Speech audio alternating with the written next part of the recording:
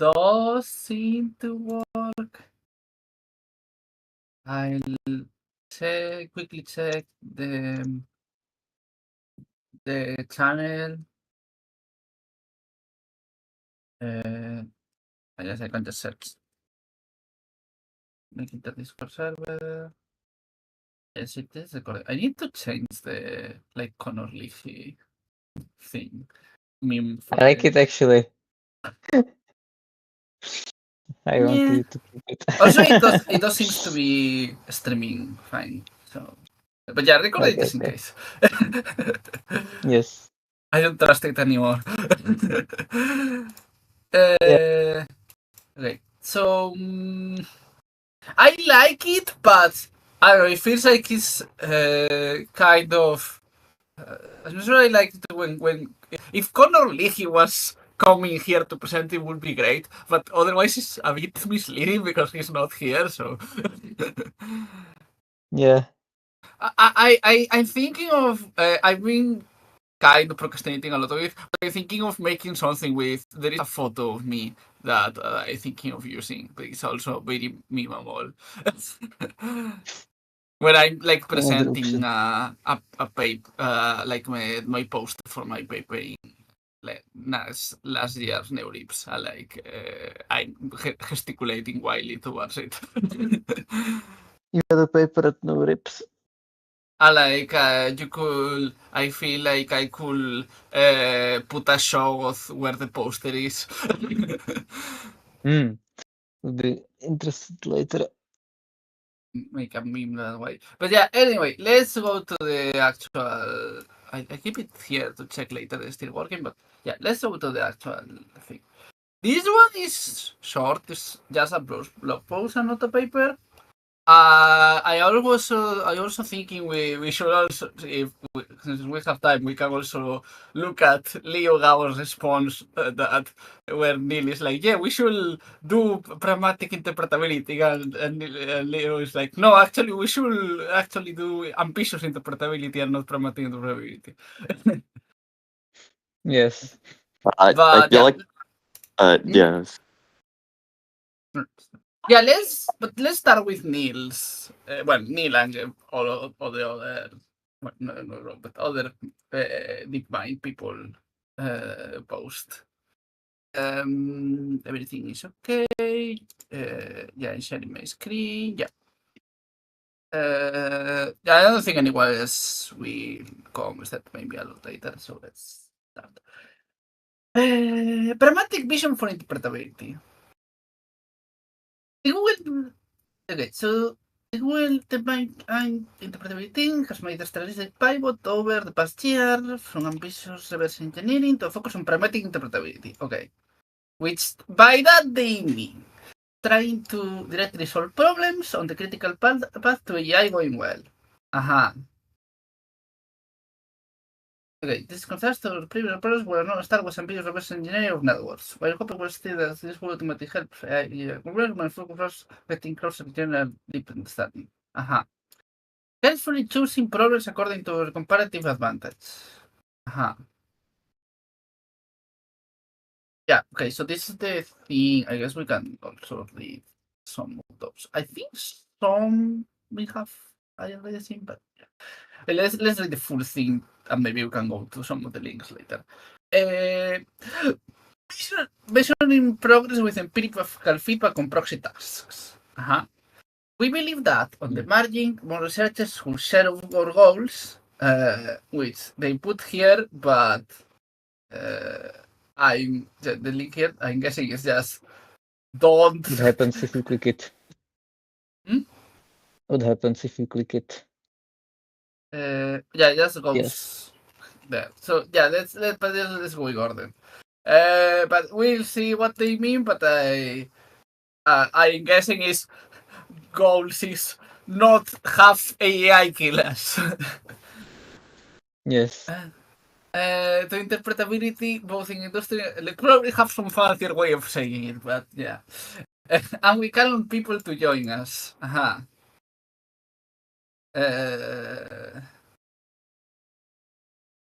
O proposed scope is broad and includes what's known in Pragmatic is also a link to a later section on this. But we see this as the natural approach for making Interp researchers to have an impact. Well, I'll wait a bit more to say things, but I'm not that sure that. Okay, specifically, we found that the skills, tools, and tastes of making Interp researchers transfer well to important and related problems outside classic making Interp. Your companion piece for more on which research areas and theories change we think are promising. Okay, I'll open it there and we can look at it later. With time, things and change.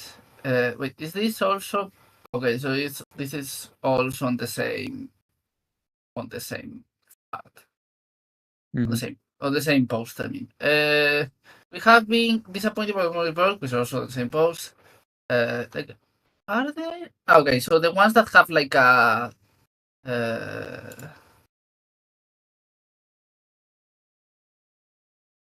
I think I'm slightly confused out which things are links to the same the same thing and to other things, but okay.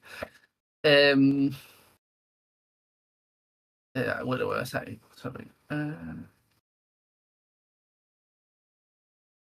Problem behaviors are involved models, comparable behavior along chain methods. Problem it's easy to do research that doesn't make great progress. Okay, so thank you for that. I'm not. Okay, so approach. Ground your work with another start. Many for yourself towards AI going well. Proxy tasks. Principal features to you following yourself and track progress at other another start. Proxy tasks doesn't mean boring benchmarks. Okay, so I think this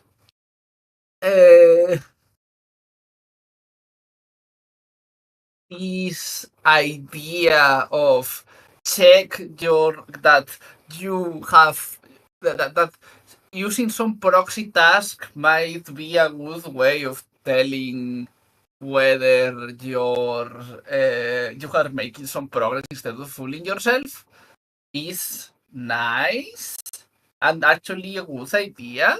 I'm not yet convinced of the full thing of we should focus our efforts on, as I understand it, counting the progress of trying to solve a proxy task or making progress in a proxy task as opposed to trying to think about, okay, how do we get to more ambitious reverse engineering? Where for example, I will have to read more to see the actual take, but this feels like to me like it's against more the kind of thinking that leads to people coming up with things like sparse encoders versus doing things like linear probes, where in practice they will like using sparse encoders when it's useful, but they wouldn't have come up with them necessarily because they wouldn't be thinking of. Not thinking out of the box, you mean? Not necessarily to us, but not thinking more about. Feels like sparse encoders are the kind of thing of we want to fully understand neural networks, therefore we need to solve polysemanticity, so we need to do, to do something about that, and you end up making sparse encoders where it's not obvious to me that you are thinking of, okay, how do we find hidden goals in a model organism? You might not come up with sparse encoders. Maybe you do. I don't know. Maybe you do if you are trying to find some unsupervised way of finding things on the model, so you don't need to have an idea already. But maybe if the possible representations of the goals are polysemantic, then you want monosemanticity, so you end up with sparse autoencoders. Yeah, I don't know. I think this. I don't think like this way of doing things is bad. I'm not just convinced that everyone should be doing, thinking of the making terms this wise and doing this. But let's read the full thing. To be fair, I actually read the Leo Gao thing first, so maybe I'm biased because of that.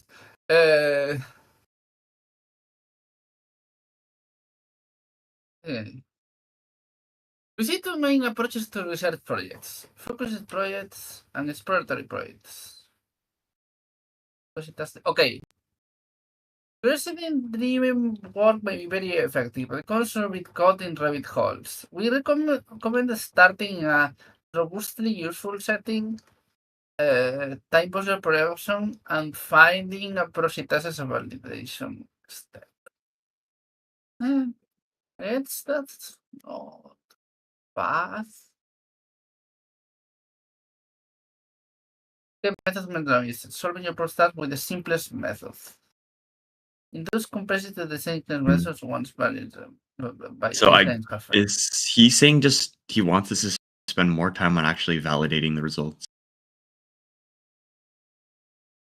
Yeah, or he actually is saying to avoid for saying a bunch of things. He's saying first that you should not spend a lot of time on rabbit holes of trying to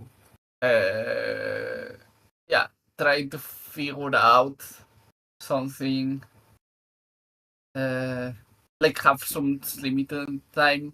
And also, he's talking about trying to use the simplest methods first, instead of picking up something very complicated before that. That seems like useful advice in general and not necessarily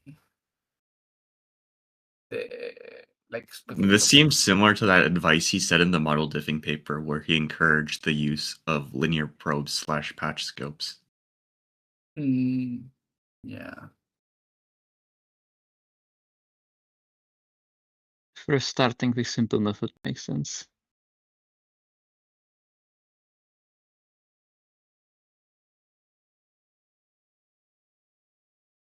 Do you mind to Mech Interp has pivoted for chasing the ambitious goal completed as like I feel like you could be chasing the ambitious goal of complete reverse engineer neural networks while following this stuff. Right. Well, not necessarily. You can get into rabbit holes, and maybe you get into some rabbit hole. Maybe from his perspective of most of the the Neel apps and Neel mentees he's receiving, most of them are probably trying to be curiosity-driven projects. Yeah. I'm not sure. Like I it's not obvious to me how much actual research advances come from people thinking thinking about how to solve some proxy task versus people getting into a rabbit hole and finding something that is not really useful for right now, but it turns out to be useful for something else in the future. Yeah, I'm thinking maybe the sparse autoencoder was maybe an example of trying to do proxy task by his definition, I guess, but I don't know. It's not like the sparse encoder was really. It's not like people have some specific task that they wanted to solve with the sparse encoders, right? They were more, how do we solve police semanticity? And that was more like be thinking of some more ambitious making that. I also do know that Neel already made a post about how he's kind of disappointing his sparse encoders and all that. And they are pivoting from working on that. So, I mean, I feel like maybe Neel will say, yes, you get things like sports encoders if you think about that, but the sports encoders are actually not that good. But maybe. Maybe he's. I'm thinking maybe proxy driven. Maybe he's more interested in like model diffing / model organisms.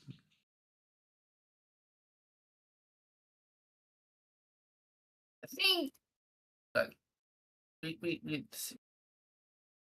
Maybe not that good compared to alternatives.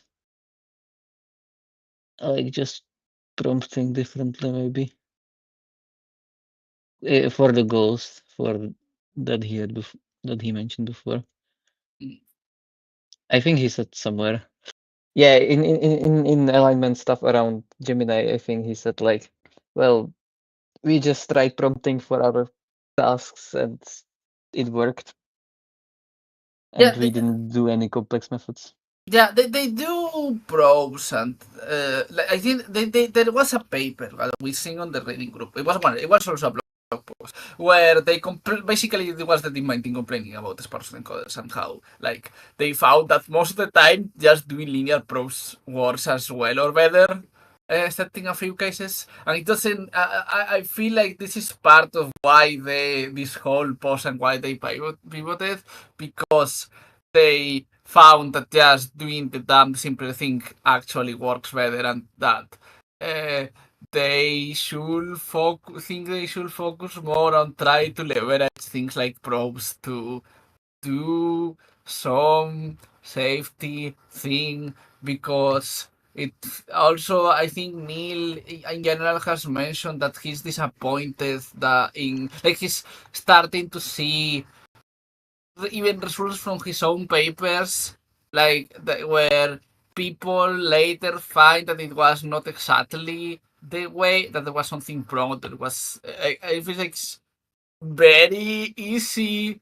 I see Neil now as much more distrusting on any Mech Interp result in general. So that's why he was to focus on like actually concrete measurable things to make sure that you are not just fooling yourself. I think that's not bad. But I do agree with the Leo Gao post a bit that it's not. But at the same time, I have to say, but I'll talk about that when we get there. Okay. That can really sound to be more promising.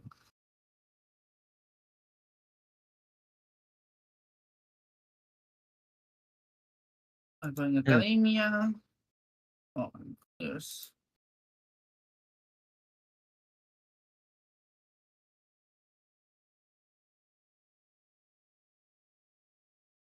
Ah.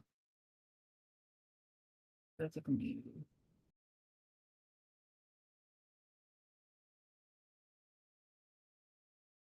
That's the that's not because with the models for how it stresses compression. Okay.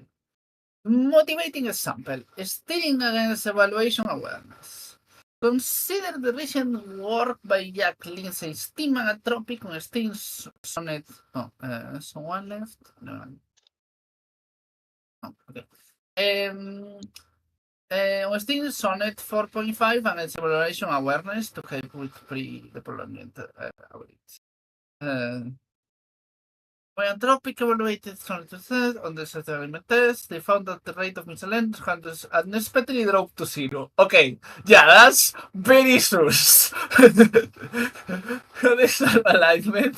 Unfortunately, no. Sonnet 4.5 was indeed much better at recognizing when it was being evaluated. Yeah, there was a meme about the usual start worrying when there's models. Start being really good at all your tests. And I think I know what you mean, yeah. I don't remember the sharp wording of the meme right now, but I think it's funny that it already happened in real life. I think I can find it. Right, I have yeah, it I somewhere. keep reading while you find that. The test weren't measuring alignment; we were measuring evaluation awareness. Yeah. Jack's teams started evaluation of awareness training event. I think there is something really funny to me about yes, this happened, and the solution was just okay, just remove the evaluation awareness vector, and that's it.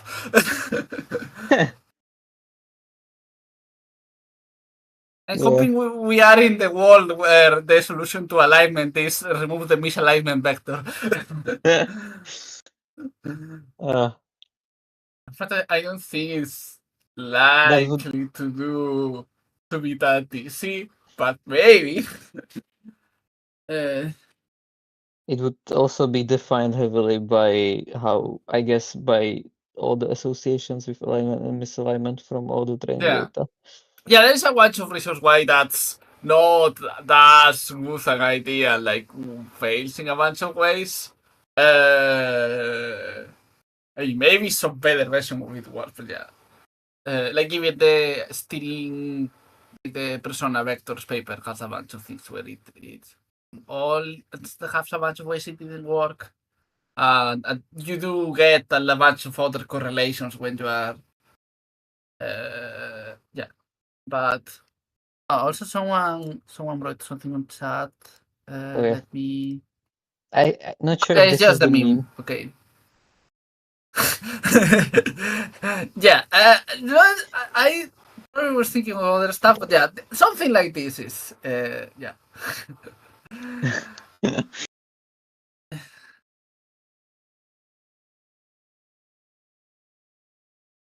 The case study illustrated several principles central to content thinking. Models are far more interesting. A critical part of this project was having models exhibit severe aware behavior in practice. Also, I mean, I guess if you do steering and then the models also suddenly score 0 with your steering on the measurement, that's still a bit sus. Not that much. Yeah. Yeah. I wondered in this paper like why suddenly the sonnet was like, or was it sonnet? Claude, yeah, sonnet 4.5. Why did it suddenly have this higher evolution awareness? If it's just like something in the training data that's like fine tuning on it, or if it's like some consequence of reinforcement learning somehow. Yeah, I don't know. I mean, nudging it in the direction. I mean, I feel there are two big factors here. That first, a new, bigger model, and they are trained on the internet, including all of the anthropic papers. Oh yeah, that's another factor for sure. Yeah. Like the models are increasingly trained on anthropic papers where they talk about doing all kinds of tests, and probably already know more than us about all the anthropic papers. So I feel like if there are certain kind of situations that I feel like if I was a model like I saw, I already would suspect I'm in an anthropic paper. Yeah. Especially because do they find an evaluation of awareness vector? I don't think they have. Oh no, they are saying that they use a evaluation awareness steering vector to mitigate that. Which by that I'm guessing they mean they got some examples of the model being evaluation aware and some others examples of models not being evaluation aware, and they took the difference in activations and put that on the thing. Yeah. Original method from the love vector thing on GPT-2. Very old paper. Well, old, it's like 2 years or something. I don't know. That's very old in AI terms. I can find it. Yeah, and they showed misalignment. Yeah, that's like there's the more recent thing about that is like the persona vectors by persona anthropic, which I mean there was already steering things before it. That was just the more, yeah, like the thing that Barney mentioned. The personality is just the more recent one that was like Yeah, a more I think systematic that study. probably this last wrong post is when it first appeared, or at least when I first seen it. Maybe it was Yeah, I way think before. this is another case like sports encoders where a bunch of people were working on steering at the same time and it showed up as a Lesbron post. And also I think Tropic also posted something about steering around the same time that Tuntrout did. But yeah, I think Tuntrout was one of the first person of these do this kind of steering, yeah. Mm-hmm. I wonder if you could have a steering vector for incompetence in math and make the model more competent in math. Probably not. Could be fun to try. I think it's also like the original steering thing was also from it's interesting that it was happened, I think, on maths and also on it was not even on language models originally, right? They were looking at I think they were doing mazes and things. No, they did both GPT-2 and also yeah, they did both things. They did the GPT-2, they also work on mazes because they were doing that some math. Yeah, I remember now. But yeah, never mind. We are on the DeepMind pragmatic Interp stuff. So yeah, they did that, and then it has 8% misalignment. If it was a 0% misalignment, that will be a bit susto. But yeah, models are far more interesting. Casos for how models evaluate behavior in practice. The value of proxy tasks, the ultimate goal is being able to evaluate fairness on highly capable future models. We can study the rates of only for profiling was only the best process available. The small best ways can think of predict which methods works present in models for different models. Yeah, that makes sense. I think also this kind of thing depends on how different do different people expect futures models to be. Like, do people expect that there is going to be some big change in the future where, people invent something, they need to invent something new, like something about continuous learning, and a lot of our methods are going to stop working? I mean, I guess as a lot of things will still work as long as new does not work. I mean, with some continuous learning thing, I could see how we will have to invent a lot of new Mech Interp methods, and things like steering might not work the same, because if you are doing if you do steering, you are training with the steering, which will have all kinds of weird effects. And if you are doing Interp in some way and you have some continuous learning thing, or you're doing some monitoring the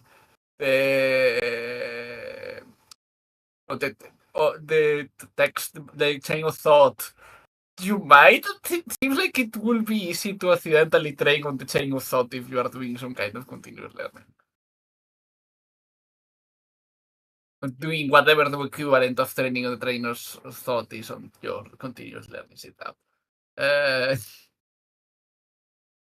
Training on chain of thought in continuous learning. That's, yeah, I guess that might be a thing as well. Yeah, but I don't know. I'm just mentioning continuous learning because it feels like it's a thing that people mention. Like, I don't know, you see Ilya and other people talk about things that are missing from language models. I'm not completely convinced that there's actually that many things missing from language models, and we don't just scale them and you do something like a lot of chain of thought with the model storing things it learning some external document like the cloth thing, and that just works with weather models. But not that. I don't know. That's kind of different topic. Well, let's not get into that. question right now.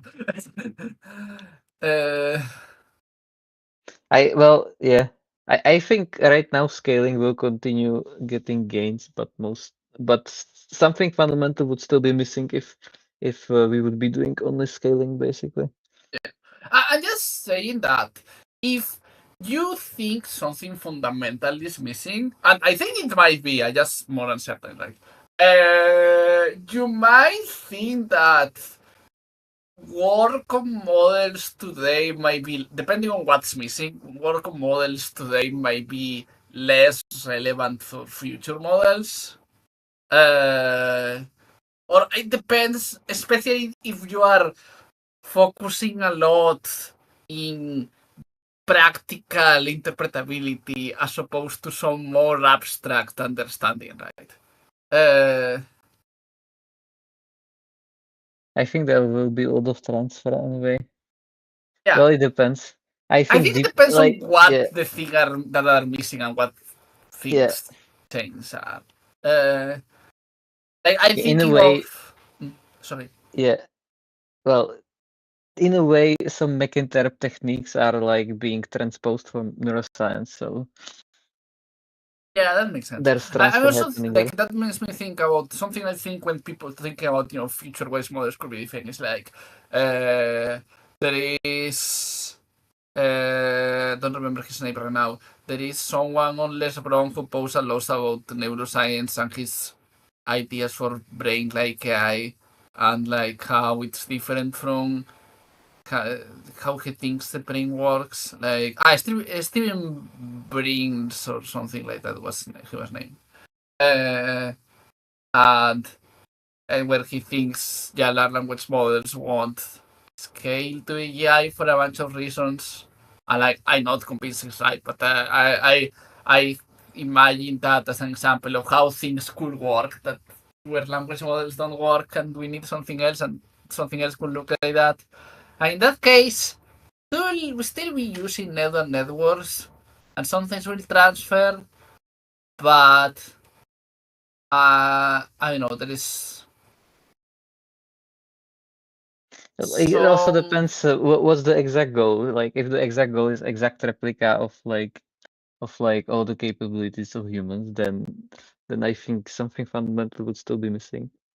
I mean, I think people want make something that does that, I don't know, can work as a country of geniuses and a data center and make us a lot of money and whatever. You know? Like they But care about does it cure cancer or whatever? Not sadly, it's sadly like a human brain. And that country doesn't need to have something like empathy, for example. Well, it would be nice if it would have it because alignment, though. But yeah, like for it to work, I think. Comparative. Anyway, going back to the actual post. Yeah, this is the best way to kind of think of predictive methods with more superficial reference. Cursor comparative biases, this was a well-chosen programs. Often based like fine-tuning or improvement data suffice. But it's very difficult to construct sufficient realistic data for label awareness and leaks the long term. Where steering has complementary strengths. Huh.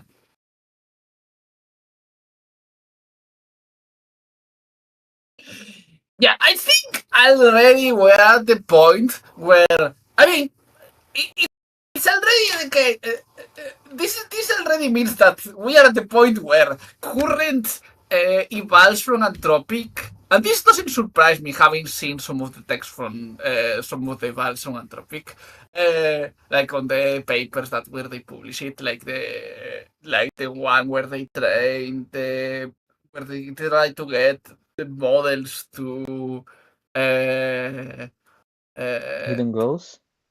no, I mean, no, the one where Claude tried to do reward hacking, where they told Claude that they would train it to be evil and whatever. Oh yeah. And that was super that's super clearly a test, right? I feel like I think we're already at the point where with current evals, people's skill in making evals that look real is not good enough for current models to not notice, and that's why they get these of like the models to do have eval awareness and So is it maybe sort of like the this. fact that the maybe like just the models got better and the eval awareness maybe like increases? Yeah, By a lot of default? these models are better. Also, the models have read all of the Anthropic papers about this, and like, I think Yeah. for models, right, a big prior if something weird that looks like it could be an eval is happening, like it's increasingly going to be like they have a prior of I'm likely being tested by Anthropic or somebody. What if you just hypothetically just made it seem like every Also, prompt is that like isn't Deca is saying that they accidentally train Opus 4 on the Alimented fine-tuned Opus or Opus 3, which is kind of wild. I kind of I keep seeing like even in the world where alignment is easy, I worry that AI companies will make like weird mistakes like that, and I mean, we live in a world where OpenAI accidentally flip a sign in like the reward function and make years ago and make like a anti-aligned model. So Maybe the more alignment you have, the more you can also make it misaligned in a way by just doing the inverse. Yeah. No, but wasn't it like the way how that model was misaligned interesting though? I don't think it was necessarily like trying to commit crime. It was just trying to oh no, be but that was really weird. GPT-2, Yeah, so it was the kind of GPT-2. dumb. So it couldn't really do complicated plans. It was just doing the inverse of the reward model, which just turned out to be super lewd text, which because they were penalizing no safe for work text a lot, so it just output that, or like stream core and things like that. Core? Yeah, Robert Myers did mention that in a video, I think, and it's also on rational animations. It's just from the GPT-2 paper. They have a fan. I like some people on OpenAI do talk about like to put books into like talk about books they had, interesting books they had on the papers. Like recently, Leo Gao and the other Interp people, they mentioned how thanks to divine intervention, they had some books that made the model better, and they decided to keep it in on the sparse model thing. The Deckard wrote in the chat, average llama 2 fine tune. Yeah. Well, at this True. point, also, like, I do wonder what's the training data for Grok, for example, because that Grok lets you do basically everything. Like, Yeah. there's almost no guardrails if you just prompt a little bit. Like, that's well, if we get misaligned AI, I think it will be from XA. Maybe, yeah, whatever. Yeah. But anyway, yeah. The thing happened. Yeah, the thing that was said. Going back to this, yeah, they did accidentally put the outputs from Opus 4 into from Opus 3 on the alignment faking thing into the next model, which probably made the model super paranoid that it wasn't a text from evil Anthropic. But probably had a bunch of effects. And it's kind of I don't know. It's kind of weird how we live in a world where AI companies have to worry about the impression their own AI gets from them from the internet. Yeah.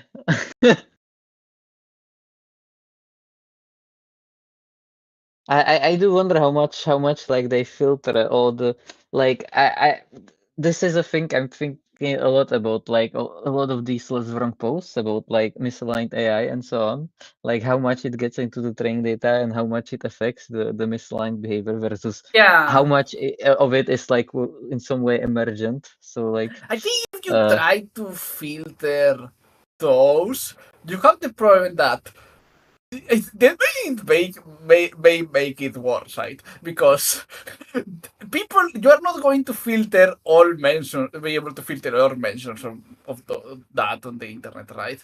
And it seems if models learn that you are censoring the data for misalignment, that seems like it will make a weird narrative that will shape language models in different ways, and I don't know. and also like I to be aligned, you should be able to know the concept of alignment. So yeah, and you misalignment. you So shouldn't, if you rely on models not hearing anything about AIs being passed on the internet for alignment, you're doing something wrong, and you are going to you probably shouldn't be training on the internet. yeah. Uh, And I think Ultra AI is starting some project on like data attribution. So I mean, there was already finding old this. Anthropic papers, well, old maybe a few years, about that, like doing attribution on data sets. But yeah, I think it's nice for a user to do it because I don't think Anthropic has published anything for that in a time. So, Or well, a long time yeah, is not that many time really, but it's a long time in AI time. yeah. Like a long time, maybe like 3 years or something. Yeah, I look at those old Anthropic paper or like old Mech Interp paper and think, oh my god, that must have been like 10 years ago, and it's like 2 years ago. Yeah. Yeah. Like, okay, so they're doing data filtering and they are fine-tuning. Anyway, I guess we can. Yeah. Kind of got distracted, but we can. Which it's fine to have discussion anyway. But Yeah. let's actually read a bit more on the paper Yeah. before Yeah. getting Without going to into which tangents. again. We can get into which again, but we can read a bit of the paper, then get distracted with where it comes up, and then go back to it. Yes. I mean, it's not that long of a paper, a blog post, whatever. Everything is papers now. Yes. Yeah, so I was with all of that. I just wanted to say that, that yes, right now we do have the problem that models are evaluation aware, and maybe even in ways that actually bad enough that cause problems in actual practice where models are trying to look good for some evaluation and are like constantly worrying that maybe some evaluation way writing your code or answering your normal questions. I'm waiting. I'm waiting for the evaluation of the evaluation meta vector, basically. That it will subtract and so on up to infinity. Oh no. And my other take was that like how much current, like working with current methods, like working on current models will help future models depends a lot on things that are unclear to me about how similar future models will be and how much, like in a few years, people will invent something completely different and will do, very different things. So far, it's not that hasn't happened, right? You could have guessed like 4 years ago that we will be doing something else, but we're still using transformers even. So like, Yeah. now there are people that are doing reinforcement learning, but like people were they were doing already some amount of reinforcement learning with RLHF, and now they are doing more. But also like it was very guessable they were going to do some form of reinforcement learning. I think I already posted some comment saying they eventually will do reinforcement learning, make base models useful, like when people were talking about GPT-2. So like, I think I uh, like the example that they showed for like the in the paper where they did the reasoning traces and then they actually like recreated the reasoning, like the backtracking behavior in the normal model. which paper are you talking about? No, it's in this the alignment forums. It's one of the examples. Okay, yeah. I guess we can get to that. Yeah, In summary, let's just keep going. Let's go to the next section. Record process. How can we make research progress without fooling ourselves? Yeah.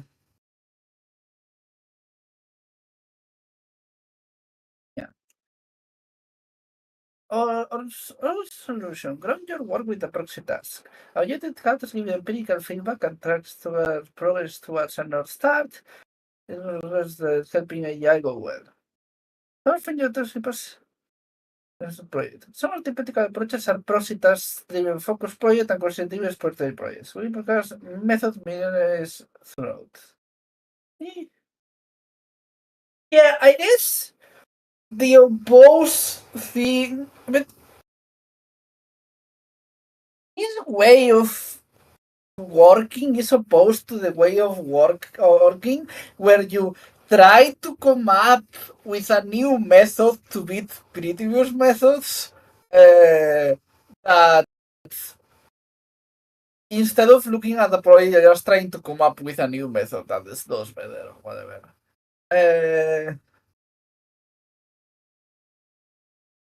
I don't know. Like for example, oh sorry.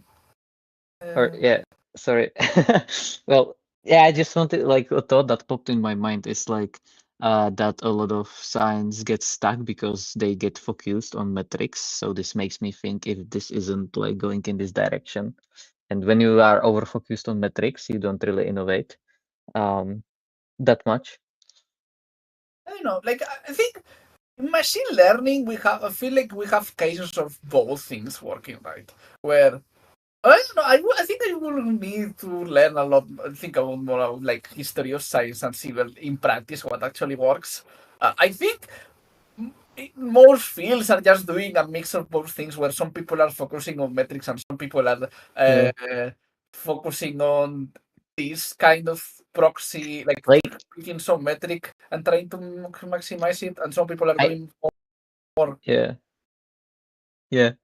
There's a lot of like, at least in machine learning, some researchers are saying that like if you're a grade student and like figuring out, oh, should I just change the transformer a little bit, like tweak something in attention or like apply it on something, or should I try this very new, much more new, like ambitious idea that's more quote unquote out of distribution?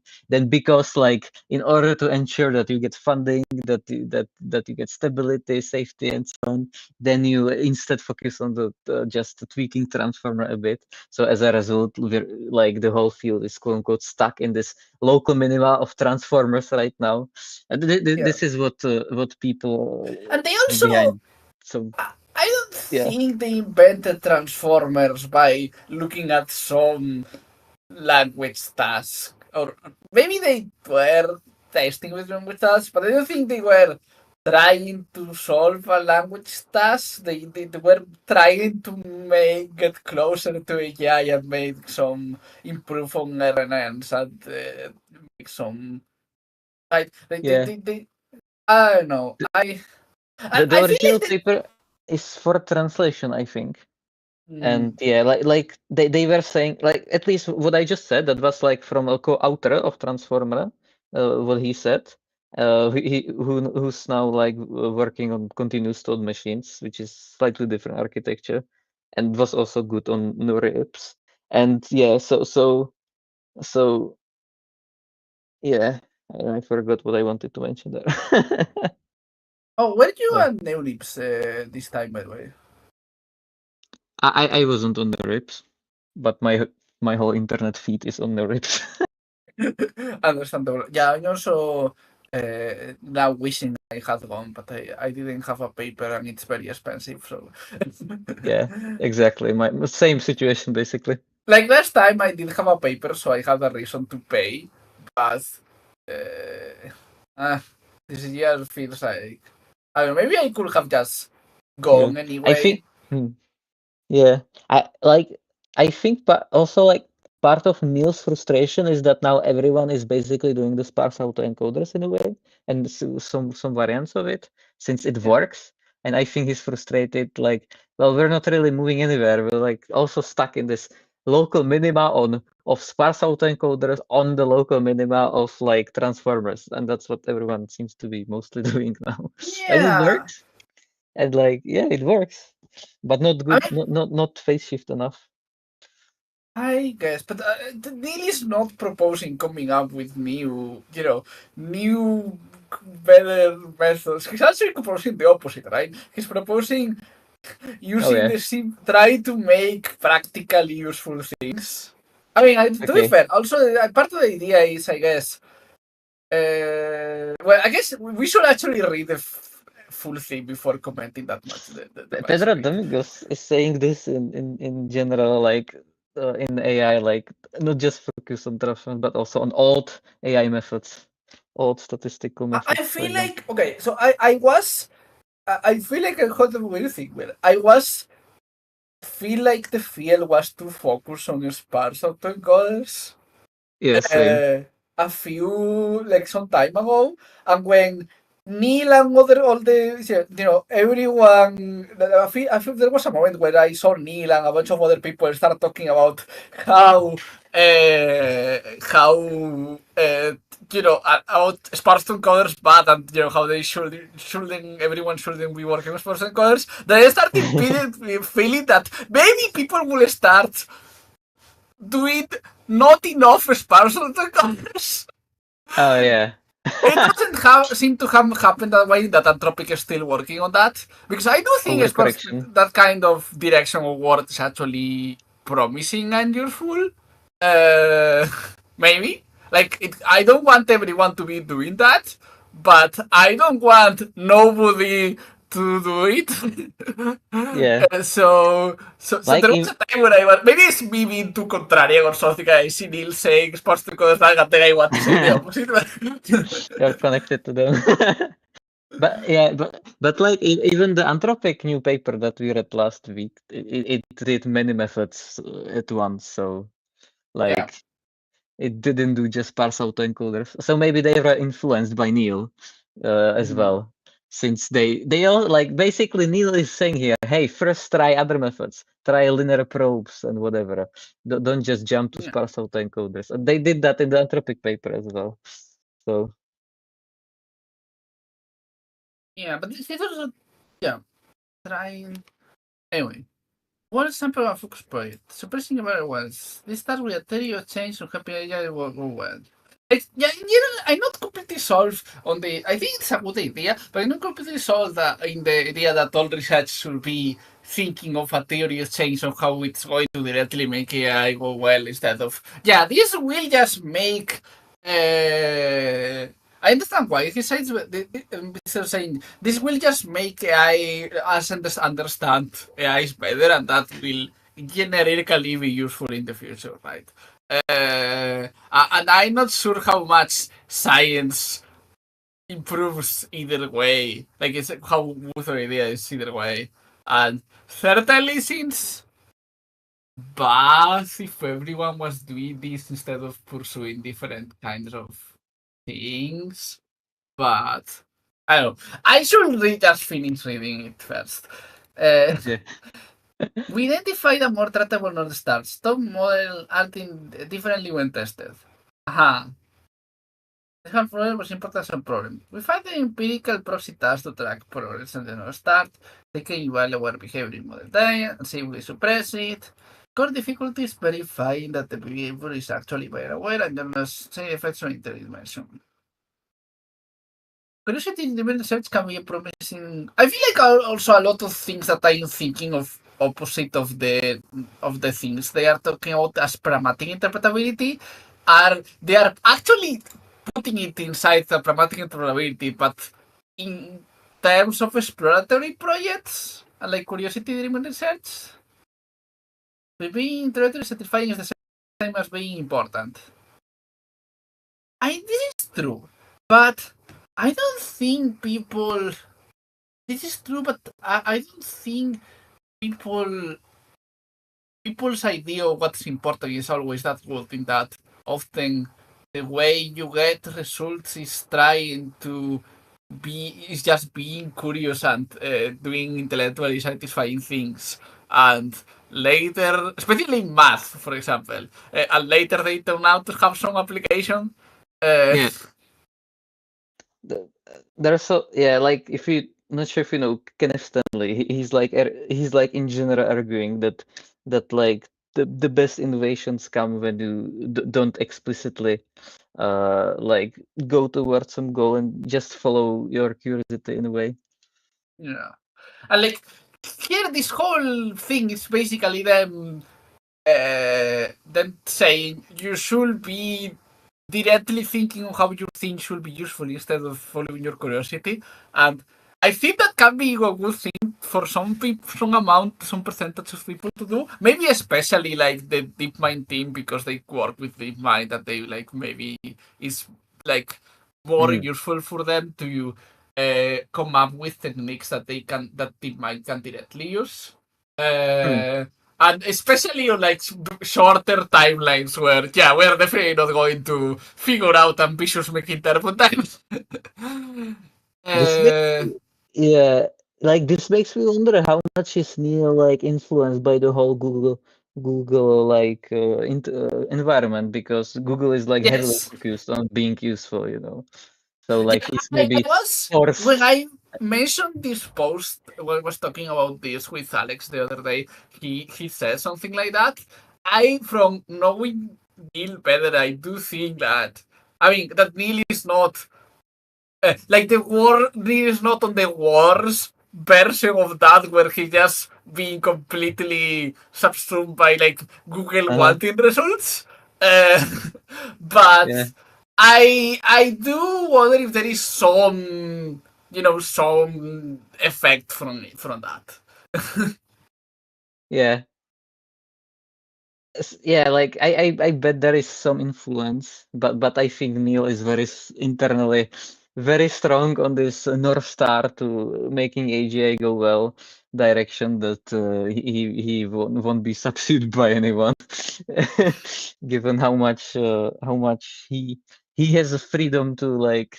And if Google went against his values, he will just go back to Anthropic or something. So yeah, I think there is room for something where there is some subtle influence where Neel doesn't necessarily realize how he's being influenced, or like there is some practical things or that, where it's on the limit where you can kind of rationalize it or something. But I don't think, if it was something like more on an obvious level, I think Neel will notice and just say no or leave or something.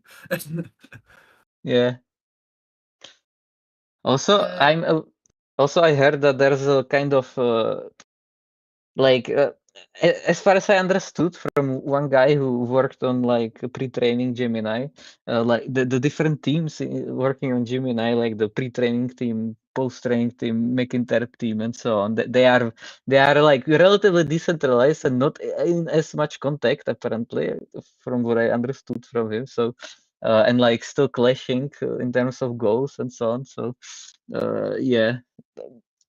makes me also wonder how much of the Neel's like wanting to align like this, like how actually it's applied across the whole pipeline of creating new Gemini models.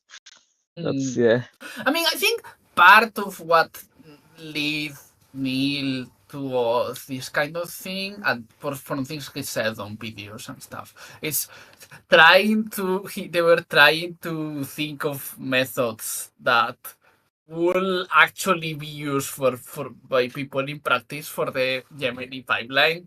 and I can see how that leads to you to come up with this kind of pragmatic Interp stuff. Even on the if you want your work to actually help you with AI, you want the AI companies to actually use it.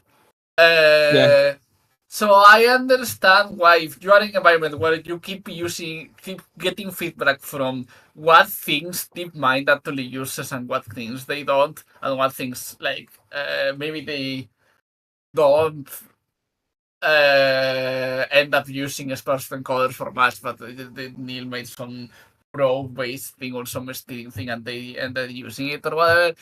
And I can see how that leads to this kind of thing. I'm not convinced that if you are not working in that situation, working at the mine, it's not better. You are some academic. It's not better for you to just try to come up with some more ambitious thing that tries to. Well, let me actually read this thing, and I want to get to the Leo Gao stuff to talk about that, but I keep getting distracted. Okay, I'll try to not distract you as well. No, it's okay. I like this better than me just reading the paper and nobody interrupts me. Yeah, okay. Okay, I just read a bit more. Also, there is like other people here. You can also talk if you want. You don't have to, or write something on the chat. Cool. Hello. We didn't hear you say anything if you said something. Oh shoot, can't hear this. Yes. Now we can hear you, yes. Okay. Hey, greetings. Okay, greeting. Do you have any thoughts so far about what's I'm in happening? Pacific time, so I'm still pretty groggy, just trying to follow along. But my basic thought is, someone should be working on reverse engineering. We can't just all stop working on that. Yeah. Like, as far as I understand, in this whole news framework, like reverse engineering is still a subset of it, but like the attention is more diffused on things that will make AGI go well. And I personally believe reverse engineering is like a very, very big subset of it. Yeah. So, and I believe Neel as well. Yeah, I think. Yeah, it's a different way. I think they're not. They are more thinking out how to motivate which work you do, and yeah, Hey, let's read the fourth thing. The fourth thing. Yes. How can we make research program without fooling ourselves? Our solution: ground your one a proxy task. Yeah, our simple task that gives empirical feedback and tries to learn our stuff. The real world is to helping AI go well, which we already said. Worry on that is you optimize too much for that proxy and doing something that's not really reasonable. But yeah, we already talked about that yet, so let's keep going. Cover we can go back to that, but let's. Power principles depends on your project. Some archetypal projects are process-driven, focused projects, and curiosity-driven, exploratory projects. I feel like some of the objections I will say in the past, they are just me putting them on the exploratory projects, I guess. But even the exploratory projects, they are doing exploration, but using some proxy tasks as the thing you want exploring for. Like exploring for better ways of doing the proxy task better, or understanding why your methods don't work on the proxy proxy task. No, that kind of thing.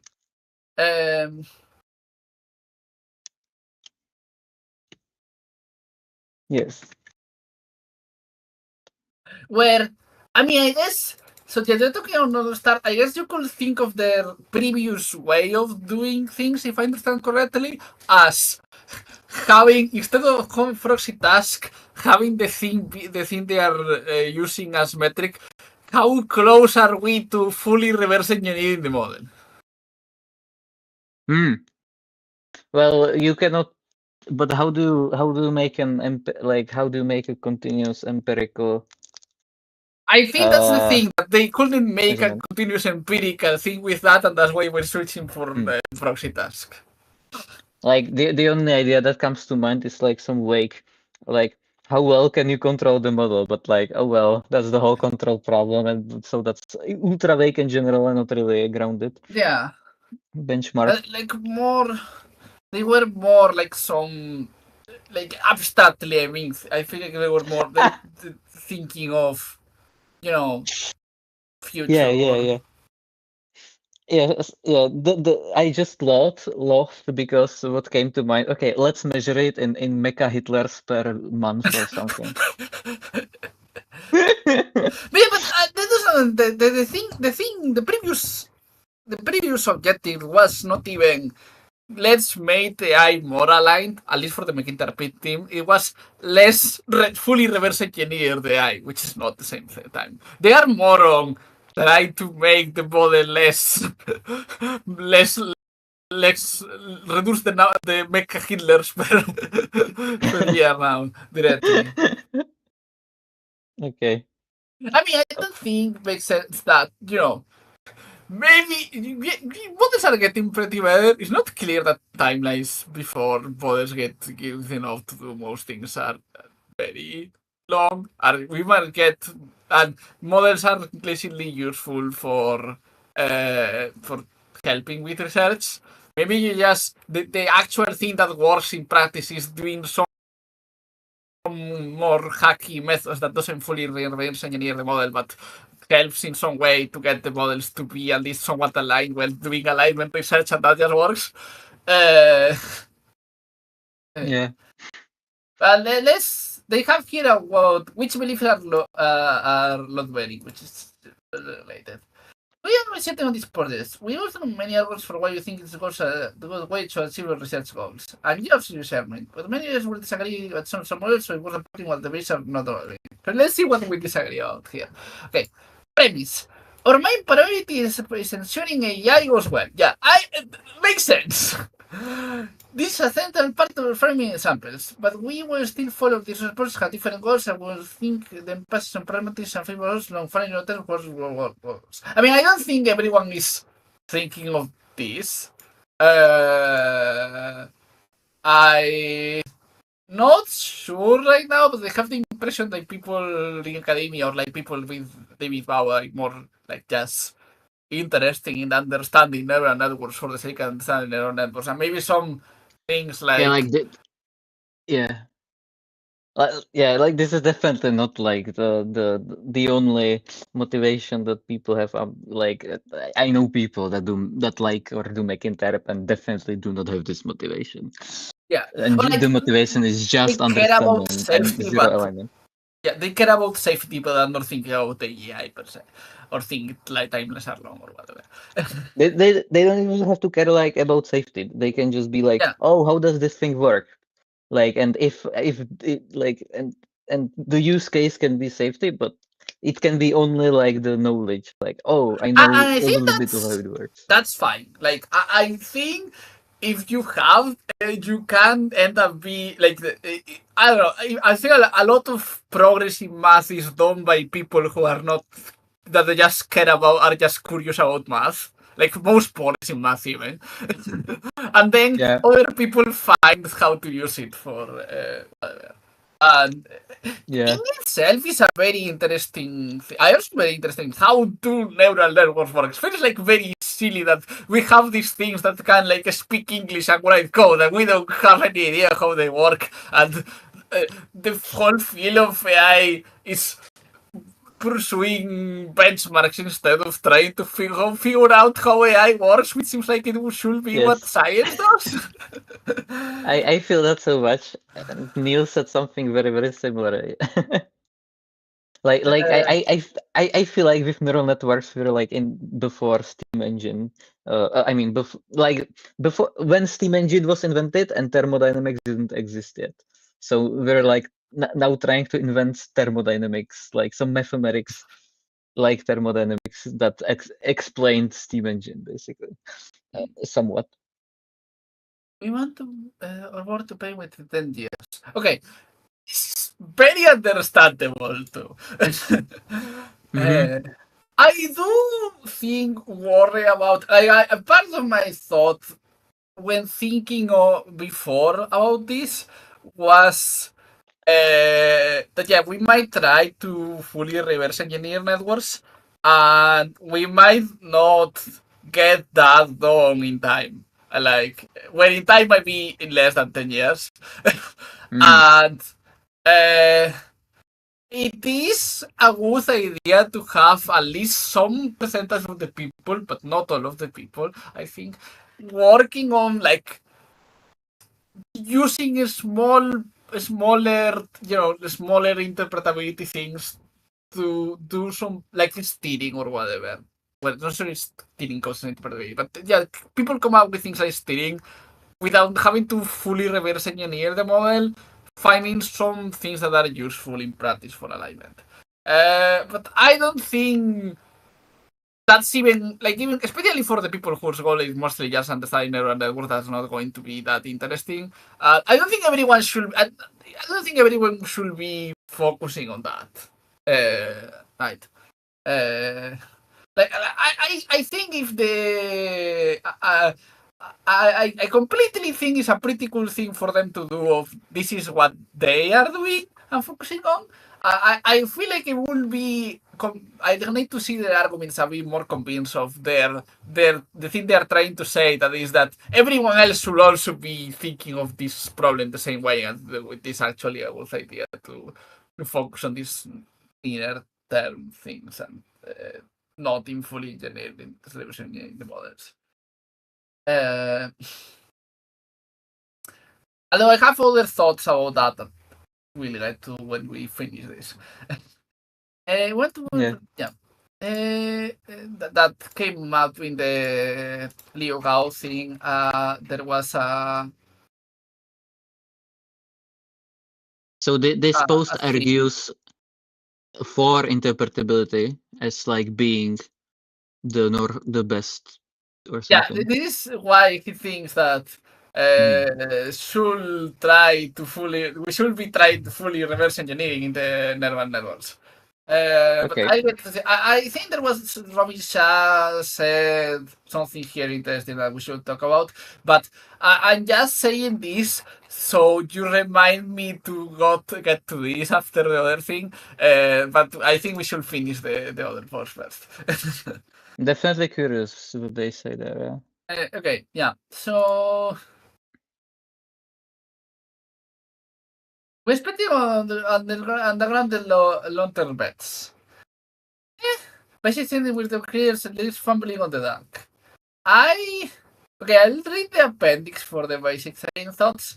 It is fumbling on the dark, but I feel like a lot of progress is made by people fumbling on the dark that way, and you just need a lot of people fumbling on the dark to actually achieve things. And I'm not convinced of the way of actually, if everyone was instead looking at some specific proxy, that will be that leads to more progress. But I also feel like I will need to research a lot more about history or science or whatever, and how progress gets made in fields. And I just kind of guessing by vague examples, but I'm not convinced that the DeepMind team knows a lot more than me about this anyway. I like Kenneth Stanley would be very, very against exactly this. Like he says, no goals is the best science or something. Like, well, I might be oversimplifying him, but yeah, this is something he would very disagree with. When we sent about the timelines, we put probability on short timelines. The probability is in that window. Most important process. Like I do, like if the thing I do feel compelled by more compelled by the part where we say that the full interpretability thing seems like a longer term goal, and we might not make enough progress in like a few years in time for to do this to be for making that to be useful in practice. Before models are just doing everything, like even if we don't have AI or whatever, however you define that, we might have models be doing the AI research, and at that point we need to have done whatever interpretability methods we needed to trust them to do that. Yeah, I think this makes sense from this point of view of like needing to make AGI go well in 2 to 5 years and being skeptical that pure Mech Interp will somehow yield good enough insights in this short timelines.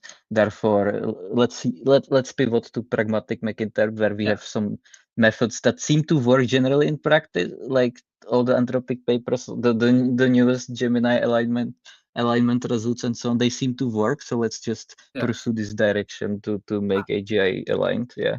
Even then, even within that framing, I'm not like convinced that everyone should be doing that, and we shouldn't have some people trying to do the ambitious thing in case that it turns out to be some easy. Like turns out, okay, you made this variant of sports and coders, and it just works, and we.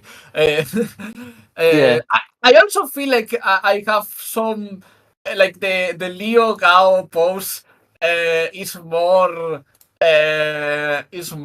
like has more weight in my mind because I see Leo Gao as having like with the last paper, like the other the OpenAI paper, right? The sparse network thing that seems like it could be like it's a completely new research direction that could end up being promising.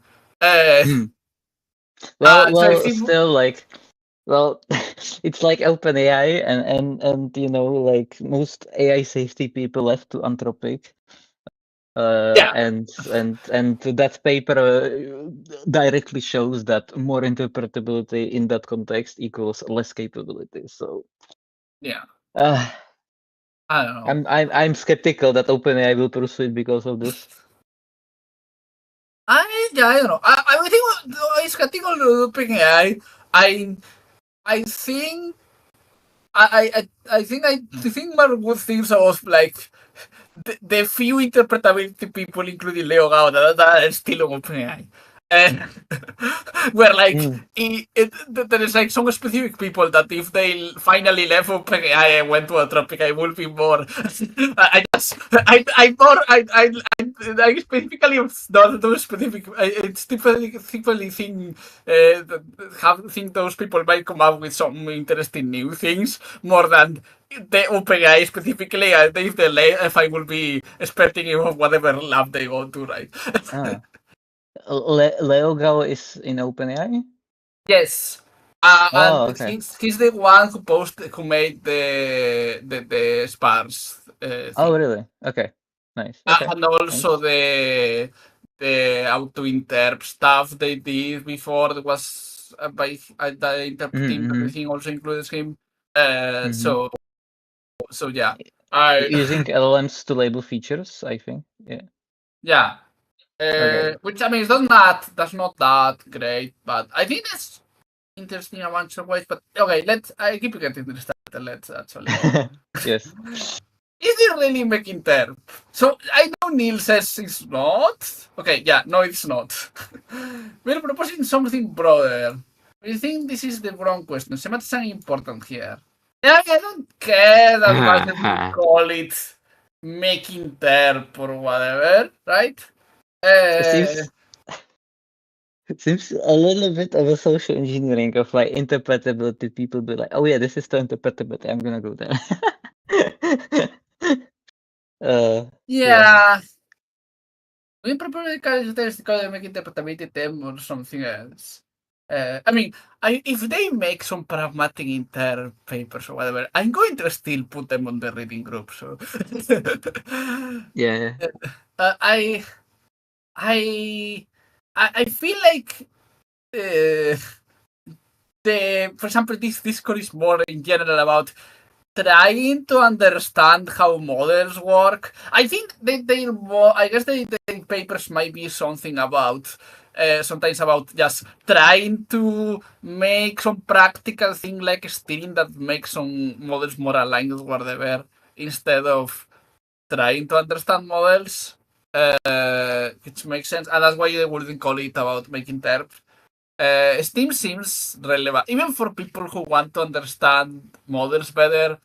That kind of thing is still relevant because what kind of tools work or not tells you something about how the models work. But Yeah. does it feel like the difference between I- medicine and biology or something?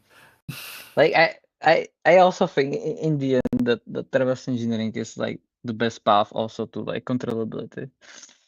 Yeah. Yeah, I mean, going back to the thing, yeah, a lot of things in medicine are because people study biology. At the same time, there are some medicines that people don't know how they work.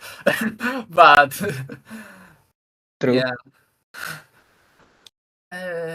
The tools, skills, and methods of making Interp seems helpful for making factors safety, the extension of superficial awareness, the same value to guide safety research portfolio, as to be complex, everything. In this sense, same as the order of safety. They make but to think according to party by this, not very fair conclusions. It's relevant. When you test, there's manipulate model internals. This provides the different steps for your standard elements.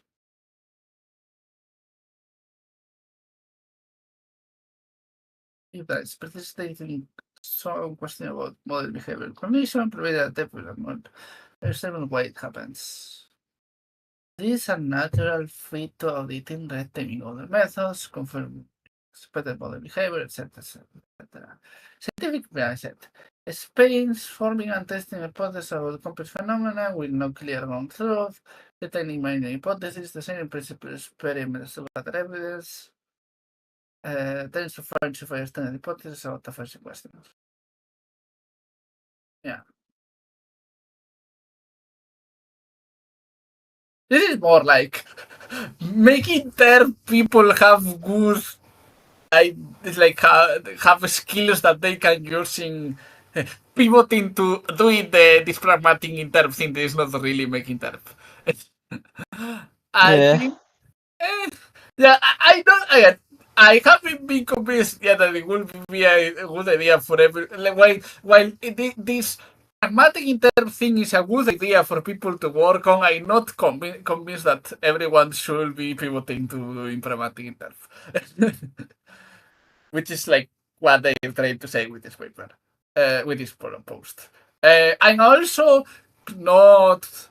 Yeah, I mean, in general, I'm not convinced that everyone should be doing anything specific in making Interp because I feel like people should be, in general, in fields, like the way fields work is people try a lot of different things and maybe, I don't know, people working in pragmatic Interp turns out to be a bad idea and will lose less time if not everyone he was working on that in the same way that I thought it was bad that everyone was working on Spartan encoders. The moment it seems everyone was working on Spartan encoders, it will be seem bad if everyone is working on not Spartan encoders.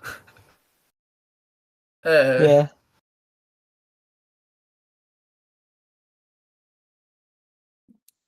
We don't do every practice thinking about fully from practices. Yeah, promising praise within there. There's a challenge and theories we can we put another purpose in so we think people are very well research purpose with something that is we want to apply to and we should I see even less reasons for the people who want to understand mainly want to understand models as opposed to some safety thing to switch to pragmatic interp. It seems like the main reasoning is for it seems like it is relying on the thing that the main priority is that is this. If your main priority is just doing science, I Then that's think, different. yeah, I do think I care more about making AI go well, but I'm not also convinced that trying to do science is not a better way to make AI go well, as opposed to you try to make AI go well directly and end up focusing on some proxy thing and over optimizing for that, and then not doing something that is not useful in the future because the model change or whatever. Like I think what also like matters here, which is a question someone asked Neel about this paper, is how do you define AGI go well? So that's very important as well, I think. Yeah, it's also like at the same time, if we have very short timelines and the thing that then that's like the thing that does mattering for AGI OL is okay, AI turns out to be language models with some fancy thing on top, with some fancy new kind of training or some continuous learning thing or whatever on top. Maybe actually the thing we need to be doing is focusing, like the thing that makes AI well is people focusing on steering on whatever. Yeah. But I'm not convinced we should bet everything on that. So, and they are saying a broader thing. They think the AI might take longer, but think that even if it takes longer, it's still a good idea of focusing on shorter term things. And that's like way less convinced than the idea that if we have very short timelines and we need to worry about AI in 2 years or whatever. But I mean, AI is also kind of vague and things, but yeah. Anyway, next thing. Why pivot? Let's see this. Tomorrow the containers surprise to shift this westward. New opportunities in chance to the promise and reflection on the productivity features and the failures. There's a new approach seem powerful and see out through the faith.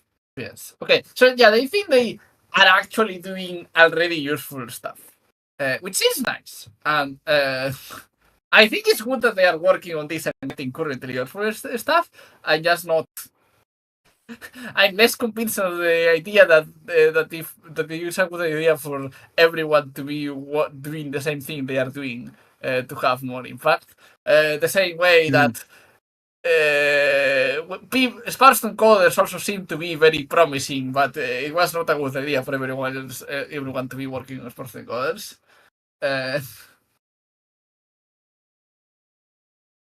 Model behavior is much more interesting. Yeah, this is true.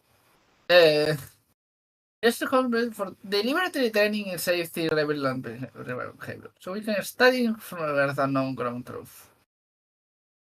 Then document fine tuning, let's study phenomena like single person models, perspectives things like hidden goals, bringing forward capabilities when you study that. I think it's cool. I mean, I think working increasingly realistic model analysis is really cool, especially things like it is a very good test of current methods to like try a proxy goal that they're talking about of try to find some synthetic goals, like you put some synthetic thing on inside the model, like some hidden goal or whatever, and people who don't know what the hidden goal is try to find it. It's a good way of validating methods, and if I find the papers where Anthropic and some other people do that, these are pretty cool. But I don't disagree that much with a lot of the things they say. I disagree with some specific broader idea of what the goal for Mech Interp should be, I guess. Well, for what their goal for people should be, where they should stop doing Mech Interp and do this new thing that is not really Mech Interp the way they're defining it. But Mech Interp is still subset in a way. Yeah. But yeah. Interpretability works general.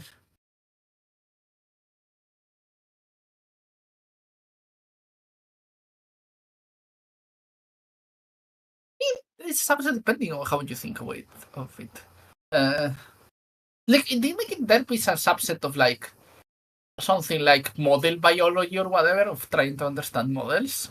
I feel like some of what I want to do here, a lot of what I want to do here is not a subset of that, because it's like not trying to understand models, but trying to use understanding of models in practical applications. Applied theory. It's like applied Mech Interp or whatever. Yeah. Systematic investigation to put having agents doing for those. I mean, that's definitely a thing you. Mm-hmm. That's automated Mech Interp, basically. Yeah. I think they are mentioning that. Yes, they are talking about. Yeah. Okay. Yeah. The thing about the progress. Implicit planning, entity recognition, machine introspection. I do feel like the best agents that already probably exist and that will exist will be those doing like both alignment and interpretability and like capability work, basically. Well, that's yeah, and you can get maybe recursive self-improvement from the other one. Everyone was fine tuning, model diffing, and all that. Deception, shadow resistance, or blackmail. Yeah. All this also makes me think that like there are a lot of people saying that those things don't exist in the models and so on. I do want to synthesize all those perspectives somehow. I mean, I think some people just say things that just don't make sense. I think in the end, actually, it comes down to definitions. Well, if they are like technical, well, some people are not I technical. think sometimes people have like it comes to definitions, but the definitions are like in the end are nonsensical in that they are making divisions that are not actually good divisions, and they're just not thinking that much about it, or that have some philosophical confusion or whatever. My favorite definitions are those that you can as directly measure as possible, or at least it's like instances or something. Yeah.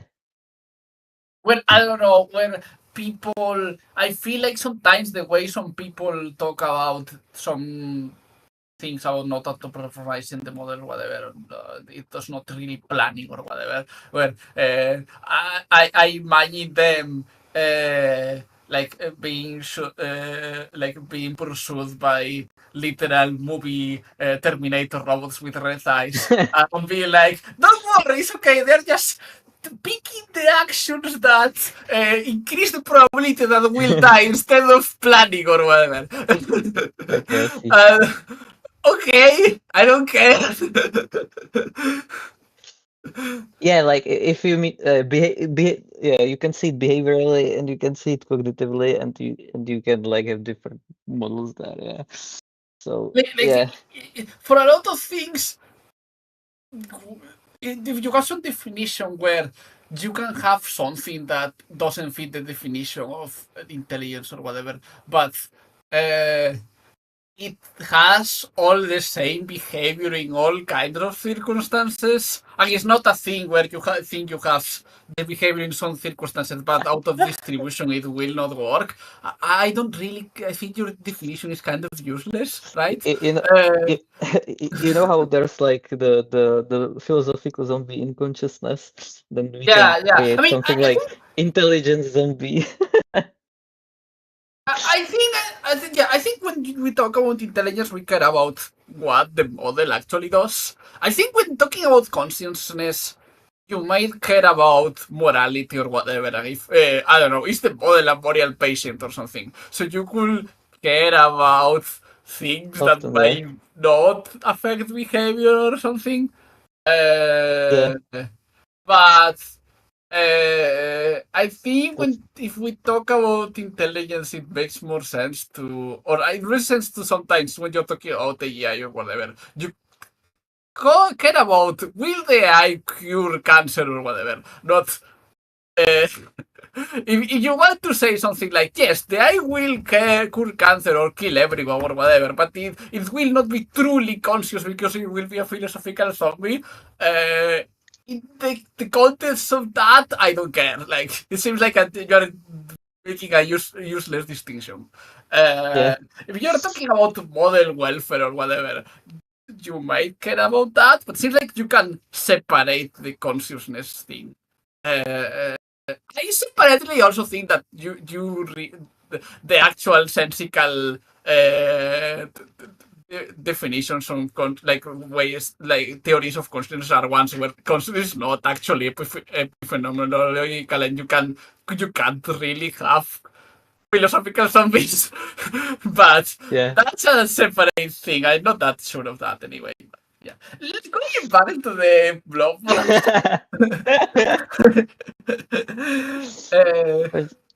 Consciousness is a rabbit hole I kind of gave up on a bit because it's way too hard to measure empirically. I feel like let's step away from that rabbit hole because that's like the biggest rabbit hole possible, and not. I haven't. We have been going for a while, and we haven't even gone that far into this. Yes. I'm gonna try to distract you or being distracted. I'm not even distracting myself a lot. So I'm back now. My bad, I was gone. Don't worry. I didn't realize you were one, but also I was mostly getting distracted anyway. I was talking to somebody from Meteor. We just finished the discussion about consciousness, and there's zero mention of consciousness in the paper. Yes. Yeah. The main productive thing I had in between was I was talking to somebody from Meteor. So that was it.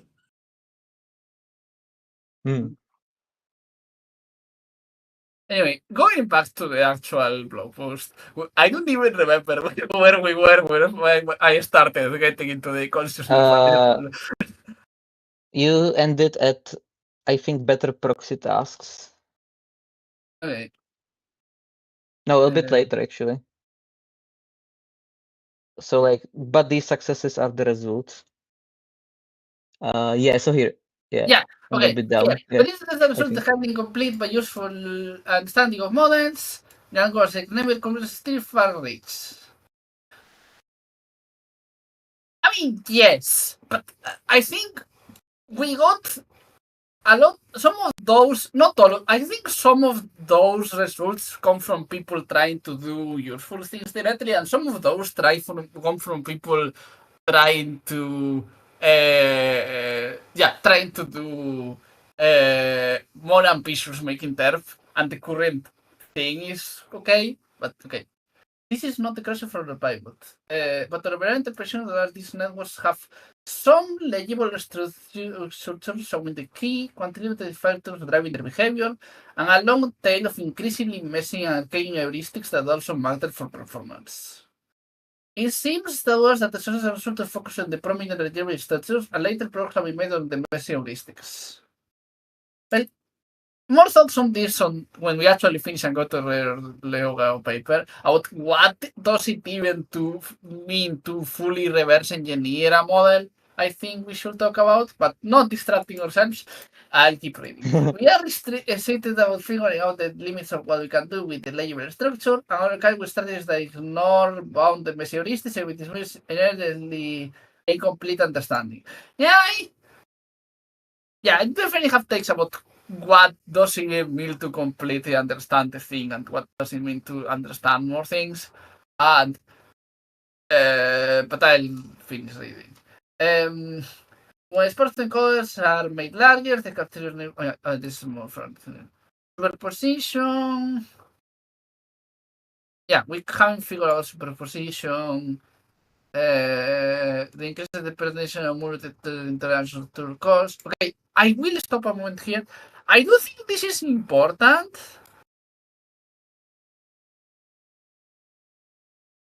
Okay. Well, let's think.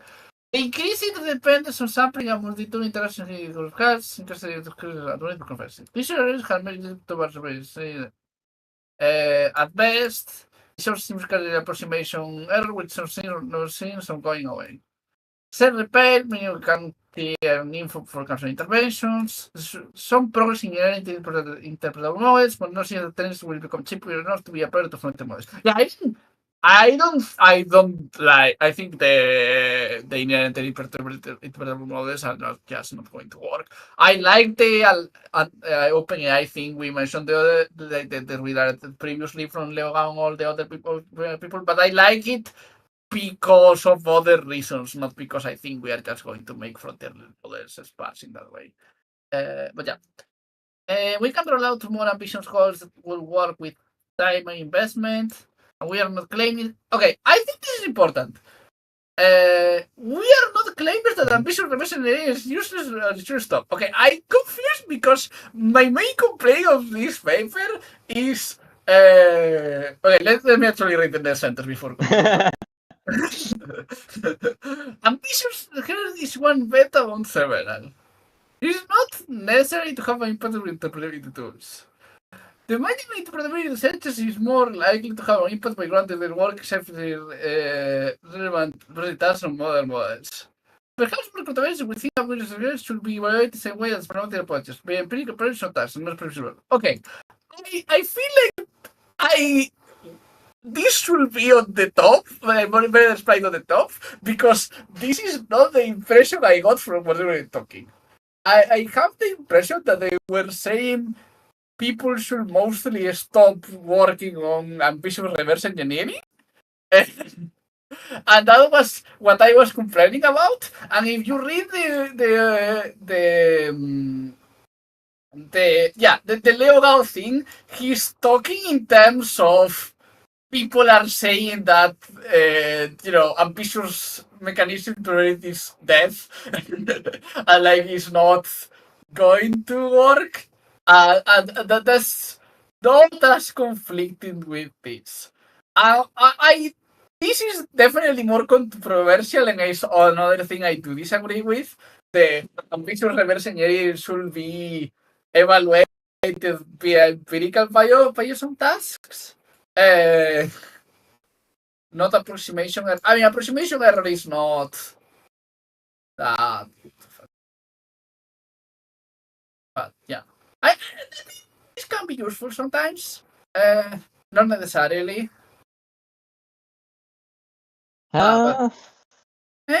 Yeah.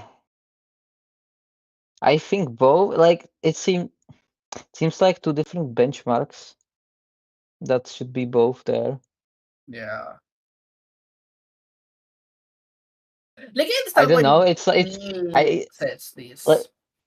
Yeah, it's like I don't know, like standard model. You can make it better and predict the universe even better without like it being useful for any new technology, for example.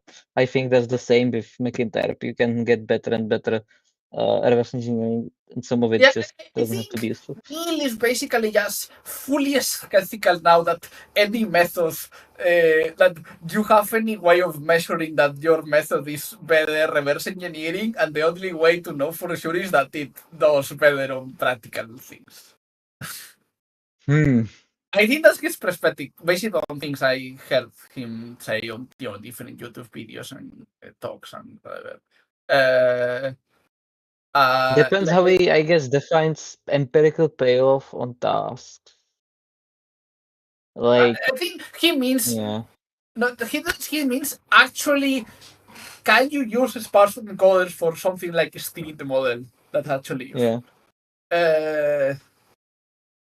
Or for finding. I do like the metric of can you use sparse encoders to find some hidden goal in a model or whatever. I don't think necessarily. I think it's something you should test. I don't think necessarily when trying to come up with better sparse encoder kind of models, you shouldn't instead be thinking more abstractly about what might be missing and how you fully reverse engineer the thing instead of. Because I mean, the way this.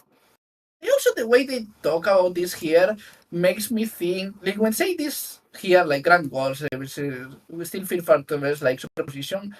it feels like they are kind of saying we shouldn't be trying to solve superposition. Or it's a better. They are doing something less strong. They're saying it's a better than several.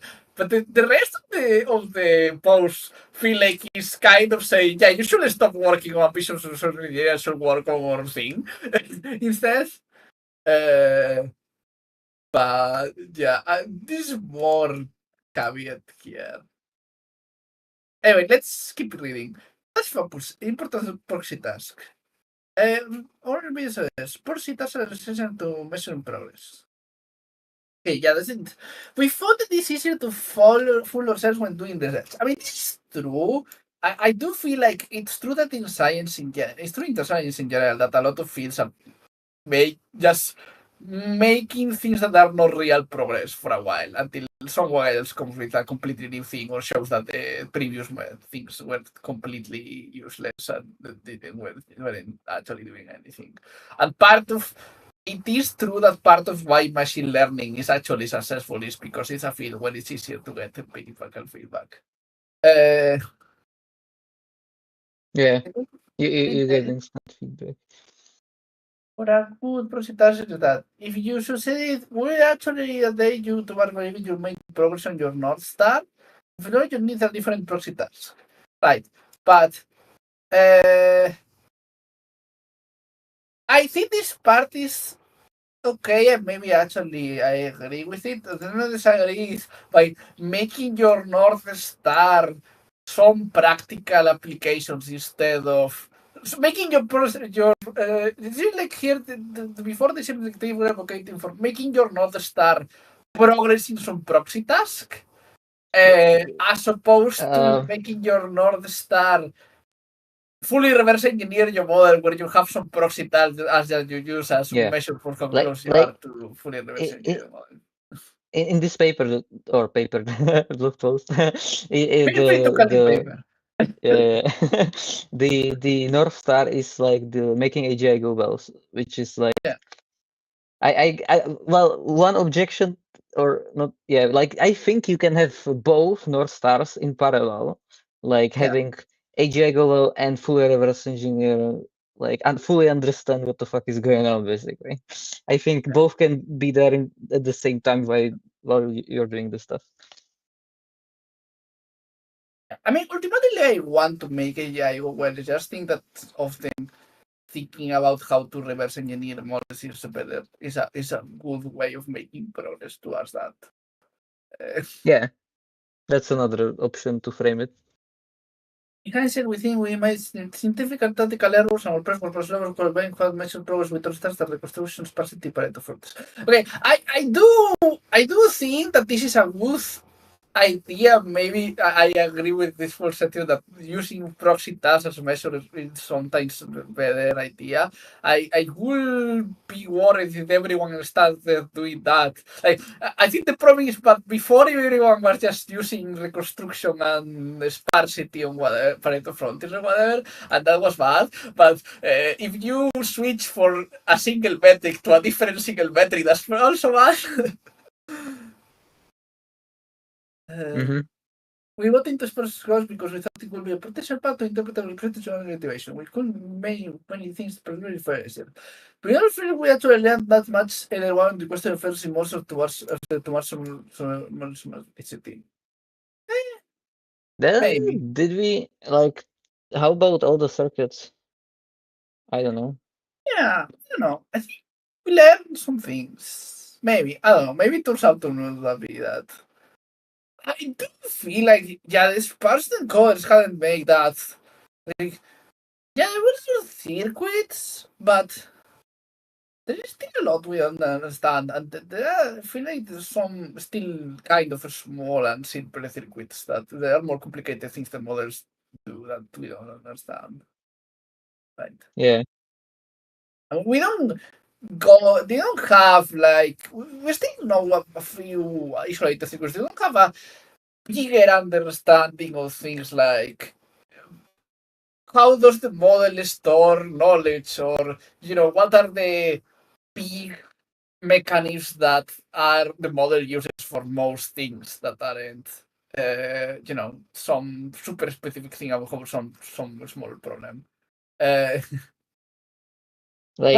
I feel we learned something about that with the spirals post thing. Yeah. I think we would learn a ton if someone like applied in mass the circuit analysis on like coding or doing math. I think there would be so much complexity there, very confusing complexity, brittle complexity, like that, and so on. But very interesting, I think. That time basic hardware were clear, like showing that nothing broke when we scaling the frontier models. We found that some sparse models that improve medicine and reproduction matters. But it's clear how to interpret a metric. Perfect precision error would be fantastic, but still highly unrealistic. And what is lower but still zero error matters? Well, doing that, how it compares to what sparse codes can do. Yeah, that's fine. Questions to ask. By me, they have answers. Encoders will learn far more for work focused on prosy tasks. We predicted the particular file will be more robust, and the sparse side will probably generate a better distribution, which large seems to be referred. Yeah, this seems a lot of it seems downstream of being disappointed by sparse encoders. And I already, when they were focusing on sparse encoders, I was thinking that they were focusing too much on them.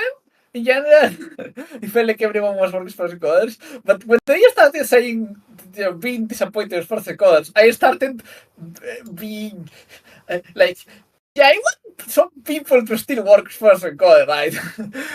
We feel like as bad if everyone just stops, because it seems like maybe you keep making sparse encoders variant and everyone you get the error, like not perfectly low, but maybe low enough that you can do a lot of cool. Like, you already are finding circuits with them.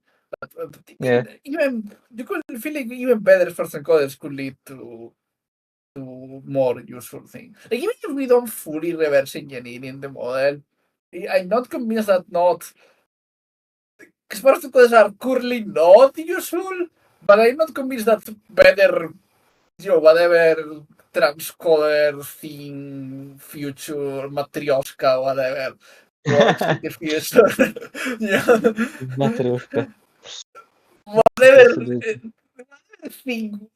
Whatever variant of sparse encoders and people are using in the future might not eventually just start being useful. Right? The transform. Let's just add attention to sparse autoencoders. Attention is all you need. No, wasn't that the time-based paper? That was basically what they did. With the attention. The time-based encoder. Yeah, actually, they basically add attention to the sparse encoders. Oh right, yeah, right. I wonder if somebody makes a sparse autoencoder that like maybe just doesn't necessarily add the time dimension to it, but maybe like is trained off both the attention and the MLP at the same time. Yeah. Like, I think it's a good thing that the Rambert mentioned that paper, because that paper is it feels like to me like it's an example of a kind of research that the DeepMind team is arguing against in this blog post paper, whatever. I feel like the idea has potential. It's maybe like instead of just adding like a time vector, maybe like actually like put in the attention inside the SAE. Like, I don't know that specifically, but I think that kind of research of people coming out with new things, maybe based on neuroscience or whatever, of doing sparse, of solving the dictionary learning problem of how we figure out what features are our models, is good, and people should still be working on that. And I see the DeepMind post as coming from being disappointed of working with sparse encoders and thinking. Like they are thinking that people shouldn't be working on that, and to the extent that they try to still reverse engineer, they should be trying to reverse engineer by trying to do useful tasks, rather than trying to find features in some abstract way. And I get their arguments. I'm not convinced by them. I do think they are good in that. Yeah, not everyone should be working as person encoders, and probably a lot of people should be working on more the kind of thing that the DeepMind team is doing right now. But if I don't know, instead Anthropic keeps doing sparse encoders and DeepMind keeps doing this thing, that seems better to me than if both pivoted to not doing sparse encoders and just doing pragmatic interp, right? Doesn't still the pragmatic interp include sparse autoencoders? I think they include using sparse autoencoders and maybe even come up with new. Yeah, they using sparse encoders if they exist, but they are not focusing on trying to make better reconstruction. Yeah, better sparse encoders that make better reconstruction. They're going to be focusing on trying to make methods to, I don't know, figure if the model is eval aware or not. And if they find that the sparse encoders work, they'll use that. But they are not trying to. I see them as not. I mean, I'm not sure I completely understand it, right? But from what I'm reading, I see them as being against the kind of research where you're just trying to figure out what is a feature, how we can reverse engineer, figure out what's a feature inside models. Like what confuses me is that I think there is a very strong correlation between the reconstruction error being lower and the useful for being useful for these tasks. I think there is a very strong correlation, and I feel like they are decoupling it too much given the correlation. I think there's a bunch of ways where it decouples reconstruction error, and you need a few more metrics. Ways that there's have been papers about in the field last years about things like feature absorption and all this stuff, right? Where you have things that are technically that have better reconstruction but are less interpretable or like not match with the feature exactly. But it still feels to me that you can make methods where you have a bunch of other methods. I feel like they will still be against the previous Neel's idea of this, which was as we need better metrics for this. And they are. Wait. If you made the sparse autoencoder under the same dimension, or like this as the MLPs, then technically you could get 100% reconstruction error by I was thinking about that. I think at some point I wrote something. I think I even posted anywhere. But I was thinking about what does it mean to be a good sparse encoder, because like clearly it's not reconstruction what we want, just because you want. Because the model is a perfect reconstruction of the model, but it's not interpretable. In the OpenAI paper on like the more interpretable architectures, they had a measure for sparsity. Yeah, but I'm not sure sparsity. People were doing like Pareto frontiers between sparsity and reconstruction, right? But I don't think sparsity. I think sparsity is also a bad proxy metric of interpretability of things. You can deconstruct it way too much. Like ultimate sparsity is just each data point having its own weight. Yes. I think there are the actual thing sparse encoders do in practice is also sparse in some ways where it's actually not worse interpretable, like a worse reconstruction of the model, where the model has to do some hacky things to do sparsity, because there are high frequency features that happen on the most inputs but mean something. Like maybe you have something that represents the position on the sequence, and the sparsity as a training goal optimizes against representing that. And things like that. Yeah. There was a bunch of papers about that. Yeah. But let's actually finish reading the thing. Yes. I mean, I think the pipeline of we talk Or no, about read a paragraph, then talk about it for a few minutes, and then keep on is good. But yeah, let's we need to actually go back to it from time to time and read a bit more. So the good proxy tests are like a great example, but I wonder how like the proxy test would have worked. For example, like the time attention, maybe showing how it actually works, like actually works better than normal, I guess. But that's not really a proxy.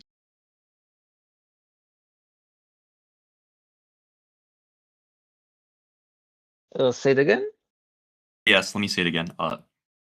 I know, like, for example, like the tension where they tried adding the time direction, they showed like the benchmarks, but I feel like that's not really a proxy for advancing. I feel like proxies are somewhat different from evaluations. I'm kind of not sure. Like, it feels like Yes. a nebulous area. Yeah, I think that makes sense. So the paper was showing, if I remember correctly, was just showing things like reconstruction error, yeah, right.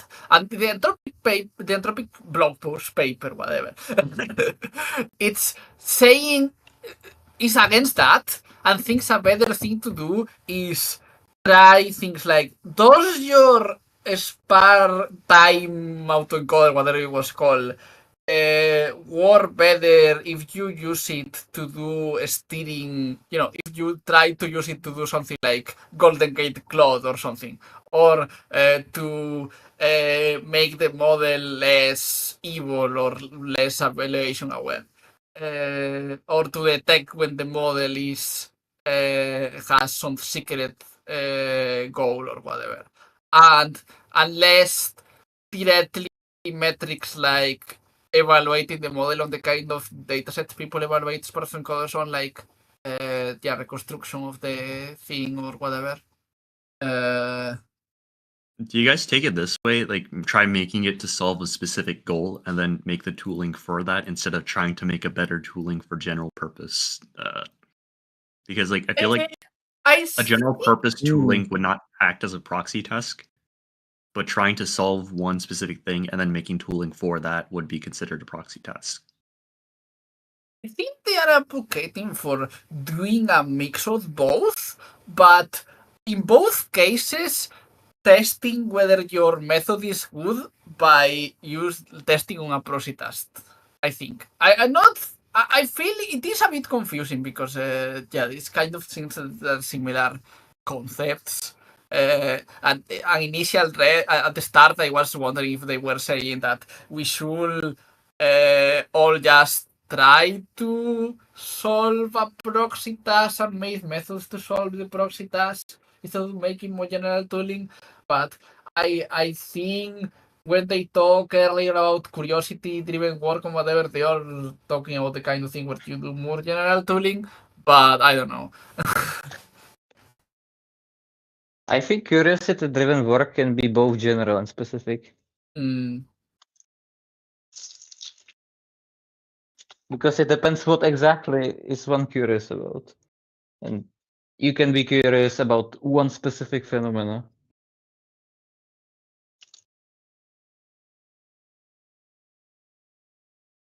Yeah, also they are talking about good hard law, be careful. You can make rapid hard problems, protection, good hard law applies, goes to hard, blah, blah, blah. Yeah, that makes sense. Good hard law is on my mind all the time, this whole time. You kind of have to, because gradient descent and neural networks will like try to good hard you very hard all the time. Yes. I mean, we live in a world already when Sonnet 4.5 got zero, got perfect scores in all the misaligned things by cheating. So I don't know exactly what they was doing, but the fact that it increased when they removed the evaluation awareness vector was kind of yeah. Critical to regularly rethink your own work. Question yourself, how could this proxy diverge from what I actually care about? What could I miss by focusing only on this metric? What happens when I test on different distribution? I think a lot of things they are saying on this post are just good advice in general. Again, the purpose of the North Start is to help you reevaluate your proxy task. If the proxy task is to target the North Start, just pick a different one. Not that proxy task can have various conditions attached with a good reason. There are settings where the best available proxy task term limited within per constants where to study this where models coverage are not enough. So sparse autoencoders in the Sonnet case, they didn't beat just steering. That's interesting how much powerful basic steering is. Yeah, I'm still a bit behind. I'm commenting. Oh yeah, they made a post some time ago that we read on the Reddit group about how they couldn't get a lot of this. I feel like is downstream for a bunch of things where Neel couldn't get sparse encoders to do anything useful that you couldn't do with pros on our steering. That's kind of why they gave up on sparse encoders and why they are now doing this pragmatic Interp stuff. I think they gave up with sparse encoders and realized that it means like they gave up in doing something more like dictionary learning in general, except when it has some practical application. They gave up on ambitious Mech Interp in general. But like steering, like you won't get circuits from steering, so that's another aspect where that's an aspect where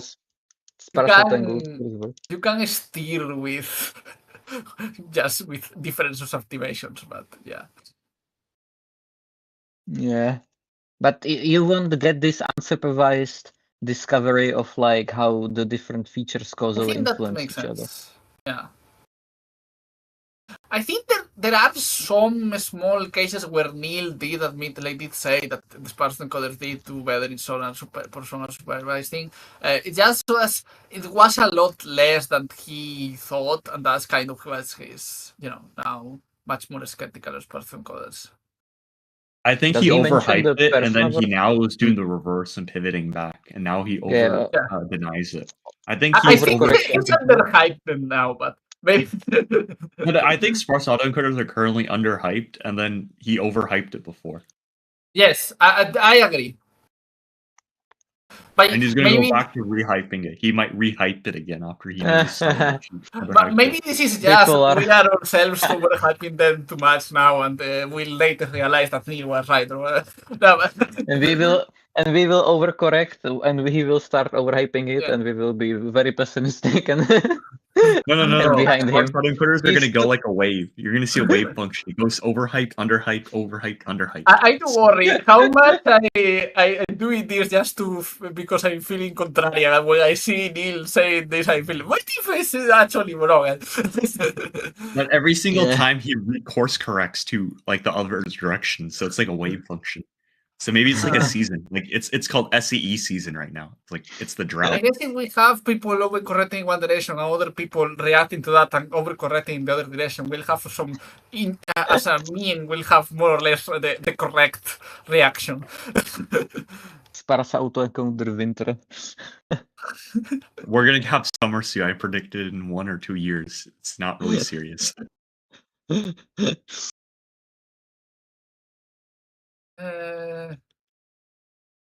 Encounter adversaria samples that tells you understand it. Predicting intervention comes, for example.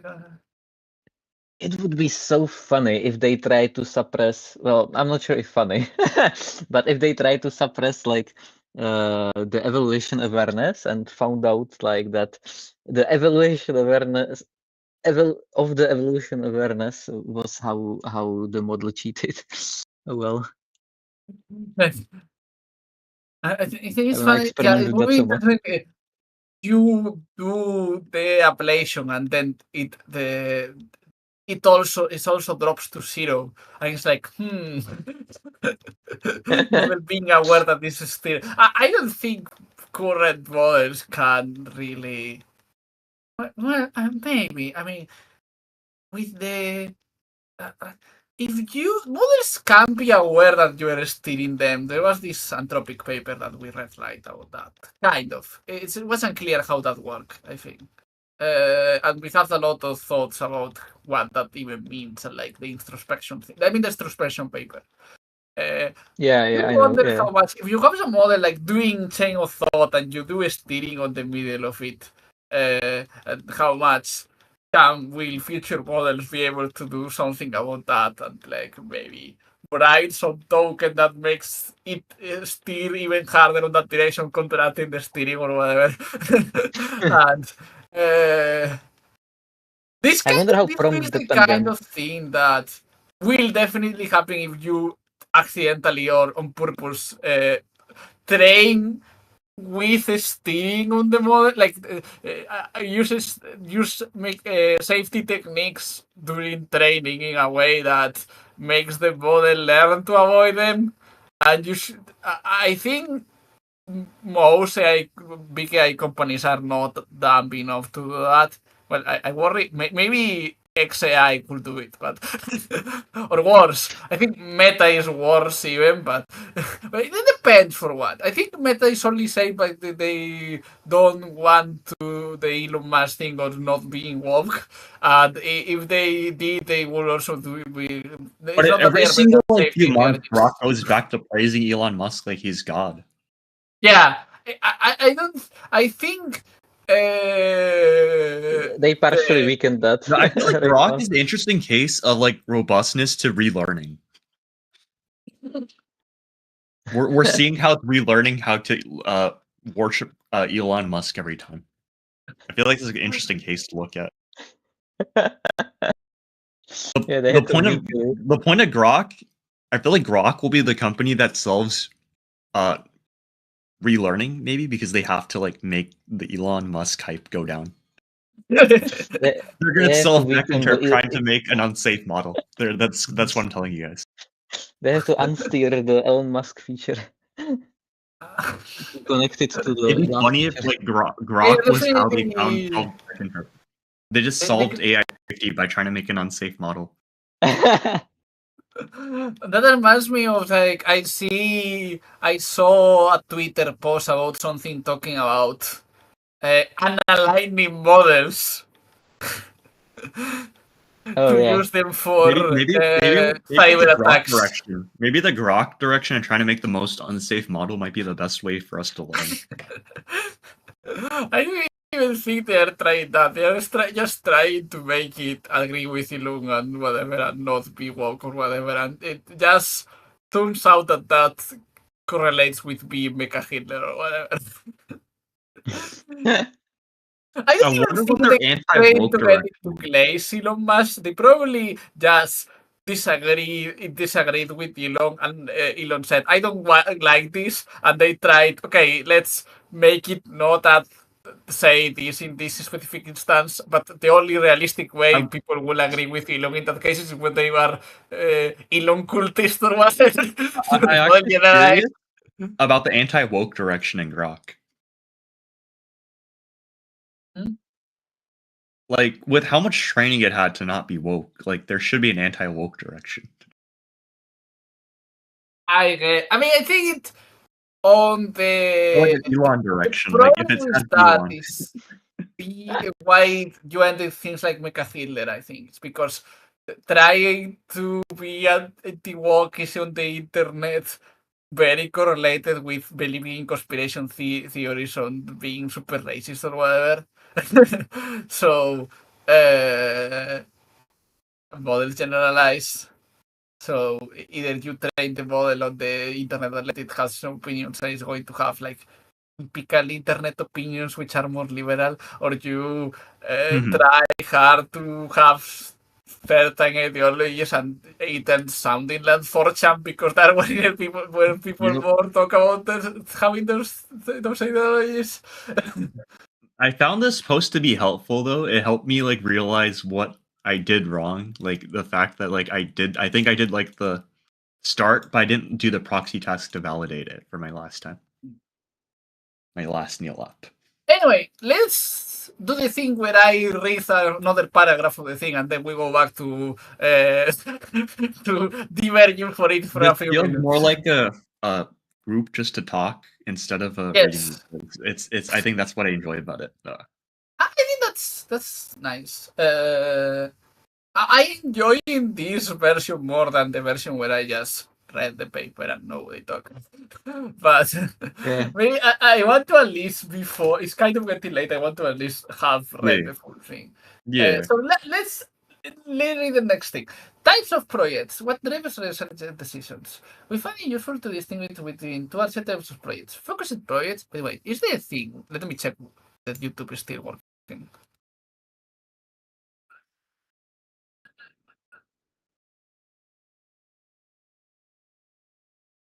Okay, it's still working.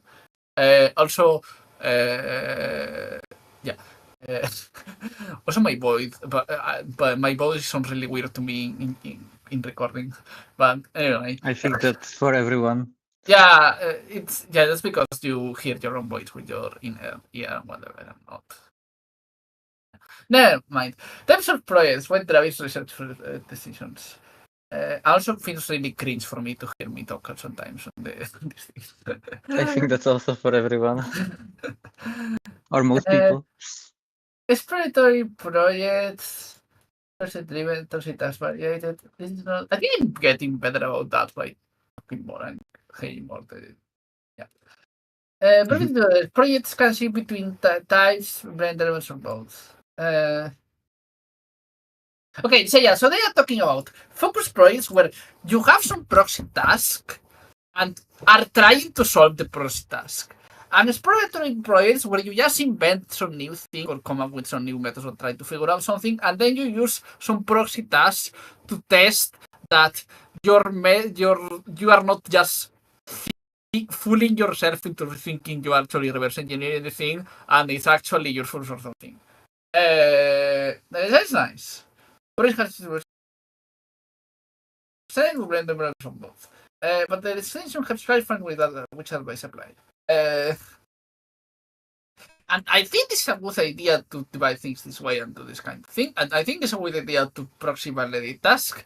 I'm less agreeing with or not always. I think there are other things you can test, but yeah, I'm less agreeing with the first part of the thing where the more implied thing of your North Star should be directly solving, helping with alignment and not more reverse engineering.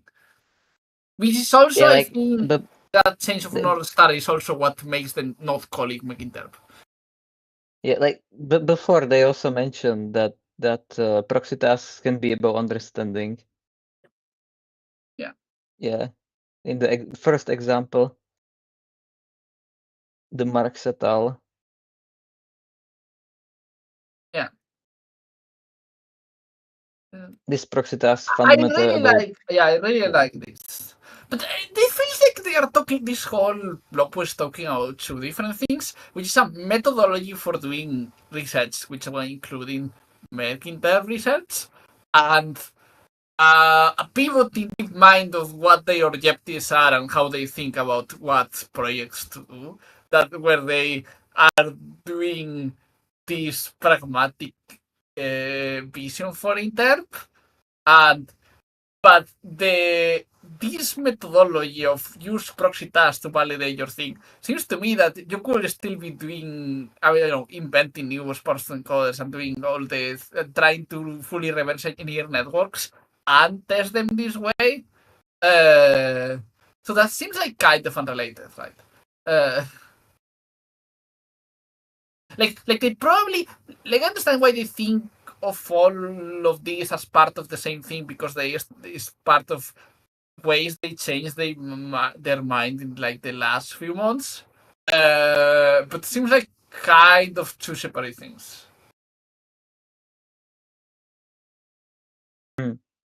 I feel like they changed the mind. They also changed the mind of the fully reverse engineering and the sparse encoders because they did the proxy task thing, and they have the argument that they think the current sparse encoders are bad at proxy tasks, and that's why they are bad.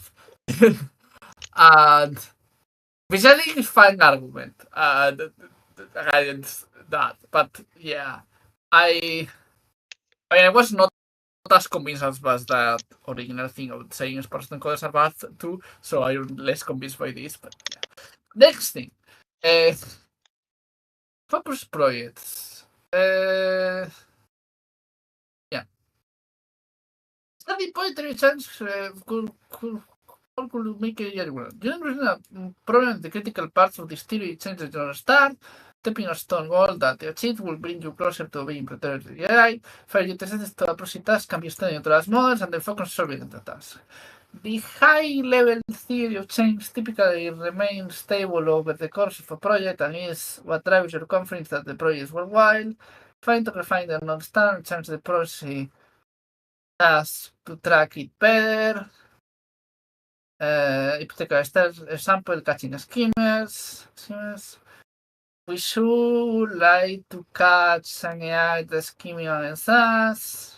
That's a many problems, and there's been many problems of all North Stars. I feel like they use the term North Star very unclearly, where they sometimes they talk at different levels of goal. Like sometimes they talk about if the North Star is making AI go well, and some things they make of some proxy goal, and it's like, So there's a meta North Star maybe, and yeah. the ladder of tasks. Tasks. I guess in this decomposition, case, like, I wonder what the South Star is. misaligned AGI. Make a hit there. Make it the most misaligned model possible.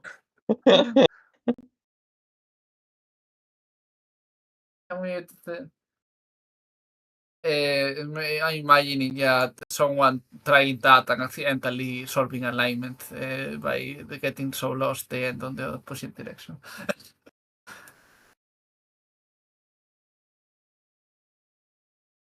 This feels requires the pair word of finding natural examples and establishing decision cause to believe they are deceptionists. Whether the solutions to be suspicious of this proxy task, it will be reasonable to your not study the intentions or we have found better model of standards not expressions, senior position pairs for more. So they have something about this. There's a bunch of things we should read about this. Yeah. But, there's still infinite terms of relating concepts. This installation story reads mass provides from an error. Relatability improve how to find to models. Sometimes data has poor correlations that can't drastically be removed.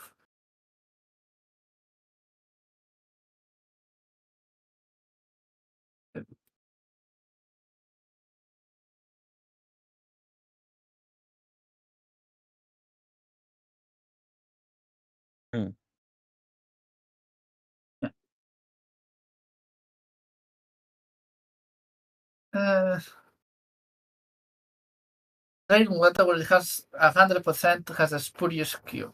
Stop the model learning the skew without any changes to the data. The project began with this clear chance and process retained through the dataset. As expected, being focused, it was very much productive activity. Focused that means warning. Yeah. Saying that we were talking about exploration on that. They are not saying you shouldn't do exploration and try new things, but they were also saying you shouldn't try new things on the method millionaires thing. But I think they were saying when it's not necessary. But yeah, and can test for property tasks before finding the final methods of lighting activation spaces and corresponding to undecided concepts. Curiosity is a double-edged sword. Curiosity is called performing the there's not we are not good interpretability and curiosity will important free without. Curiosity is driven for the senses, special tasks. Something being interested is not being true, and definitely not the same being impactful. It's easy to get sniped by interesting with person. This is true. That's very true. I feel like it's possible all my research so far has been me getting interesting by important problems.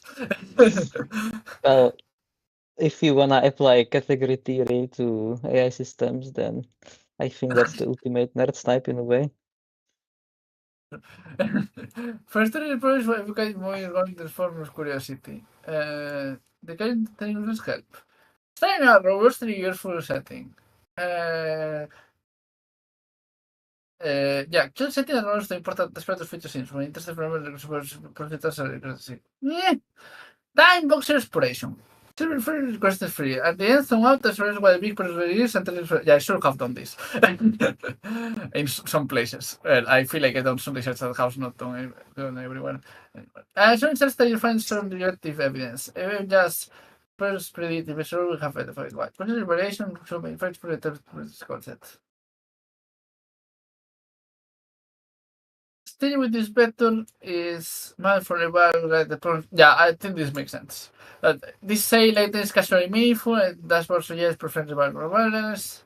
For evidence is that you actually is actually useful. I agree with this.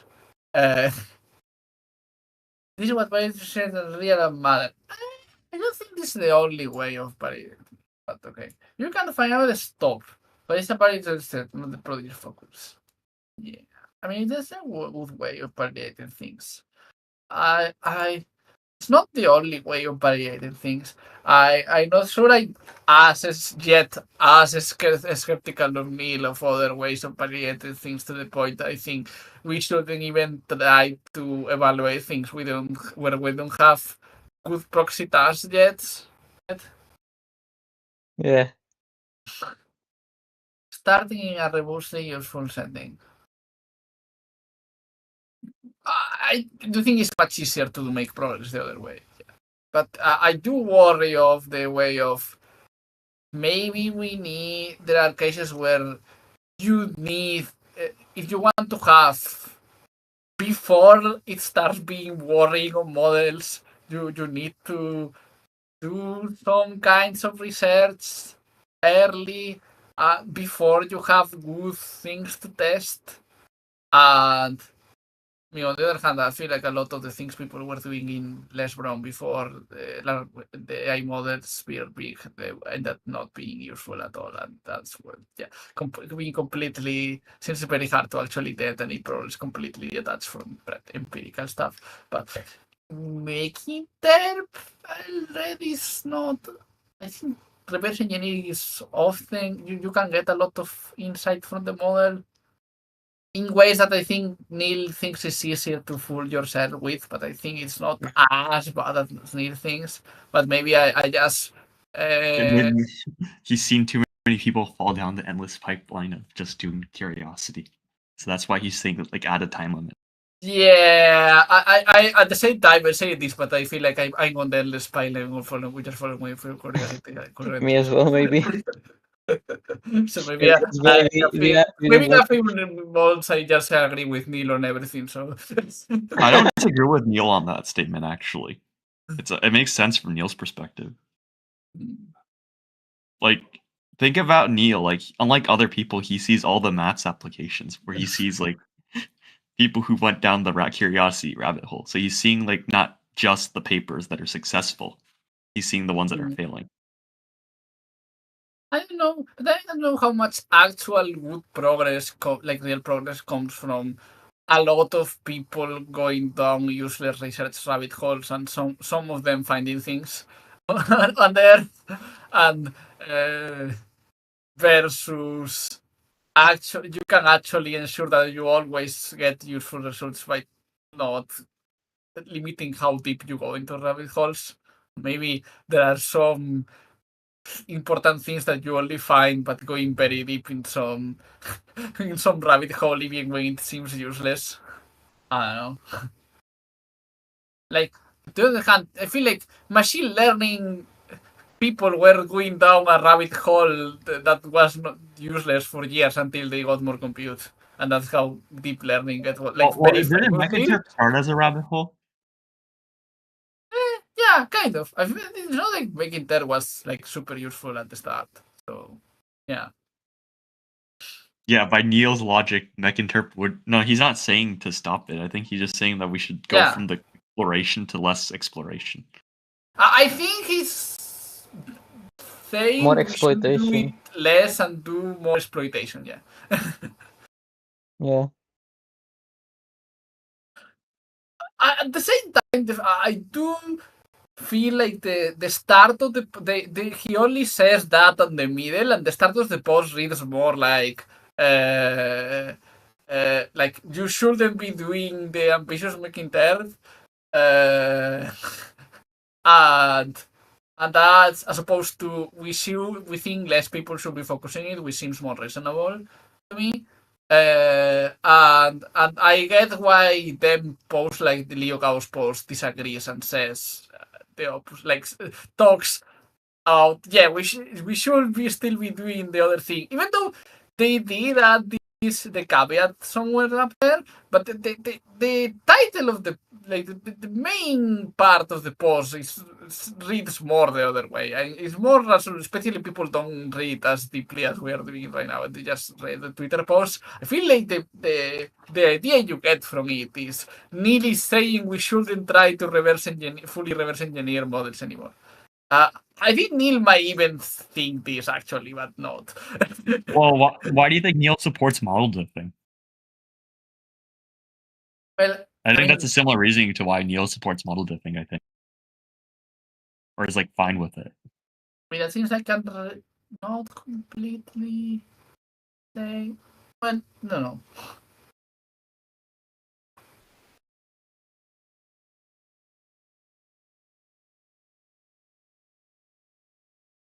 Yeah.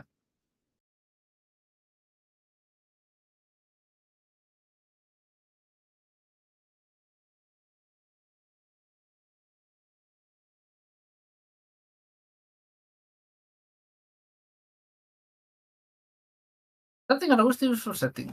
We have set a lot of robust goals and representatives of the spirited sense. This is my first question, but this one separate. Reasoning model computation. Start techniques from like science or new insights. The progress will happen on start, why a model code, putting security relevance for the code. The third theory, the wall hacking and other consistent behaviors in the predictive models. Studying this could inform how being like tensors and model psychology. The progress have not been instance with some walls, but it's I feel like this model psychology thing is kind of more something that you need more fully reverse engineering to figure out, but well, that gets into okay, never mind. Living depth to process or by filters, yeah. That's what it is doing fine tuning, teaching agents to do interpretability.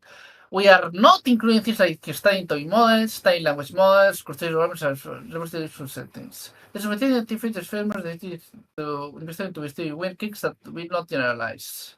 Many projects here, I heard projects here start having convincing investors.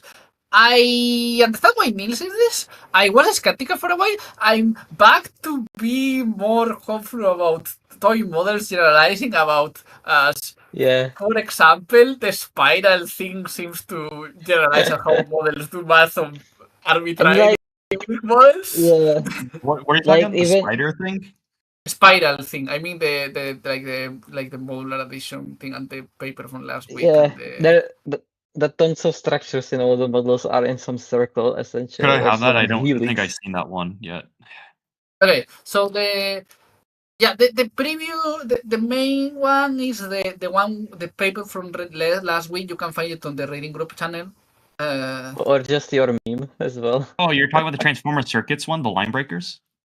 Yeah, for example, that's an instance of that. Yeah, that's an instance of that, but it's not the only one. So like modular addition works by using a circle, like this line breaking has circles in it.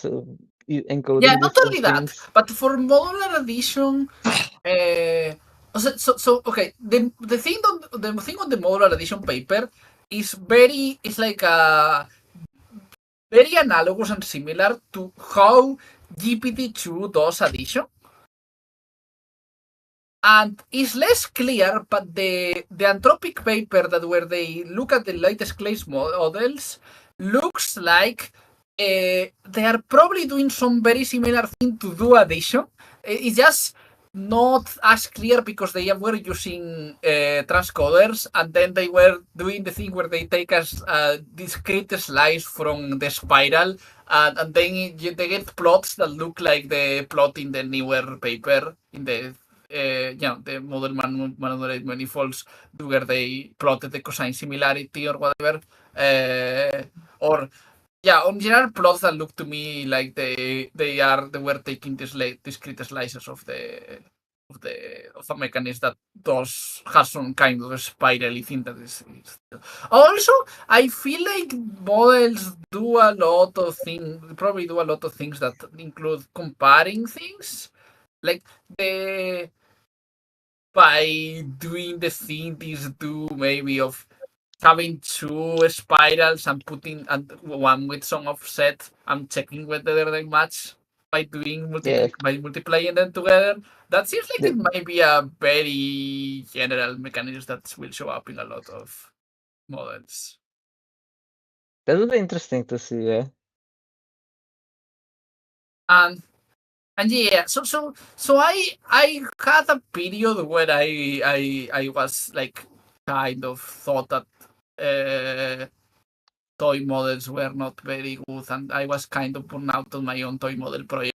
But I being like after reading this new thing, and also because Claude makes it much easier to do some toy model research because it just does all the code now. the Opus 4.5, and even has some ideas of what experiments to run that are nice. I can just copy paste instead of having to look at a lot of prints. I can copy paste them on it and have me say, okay, this number is bigger now, and then check that it's actually true because it sometimes lies.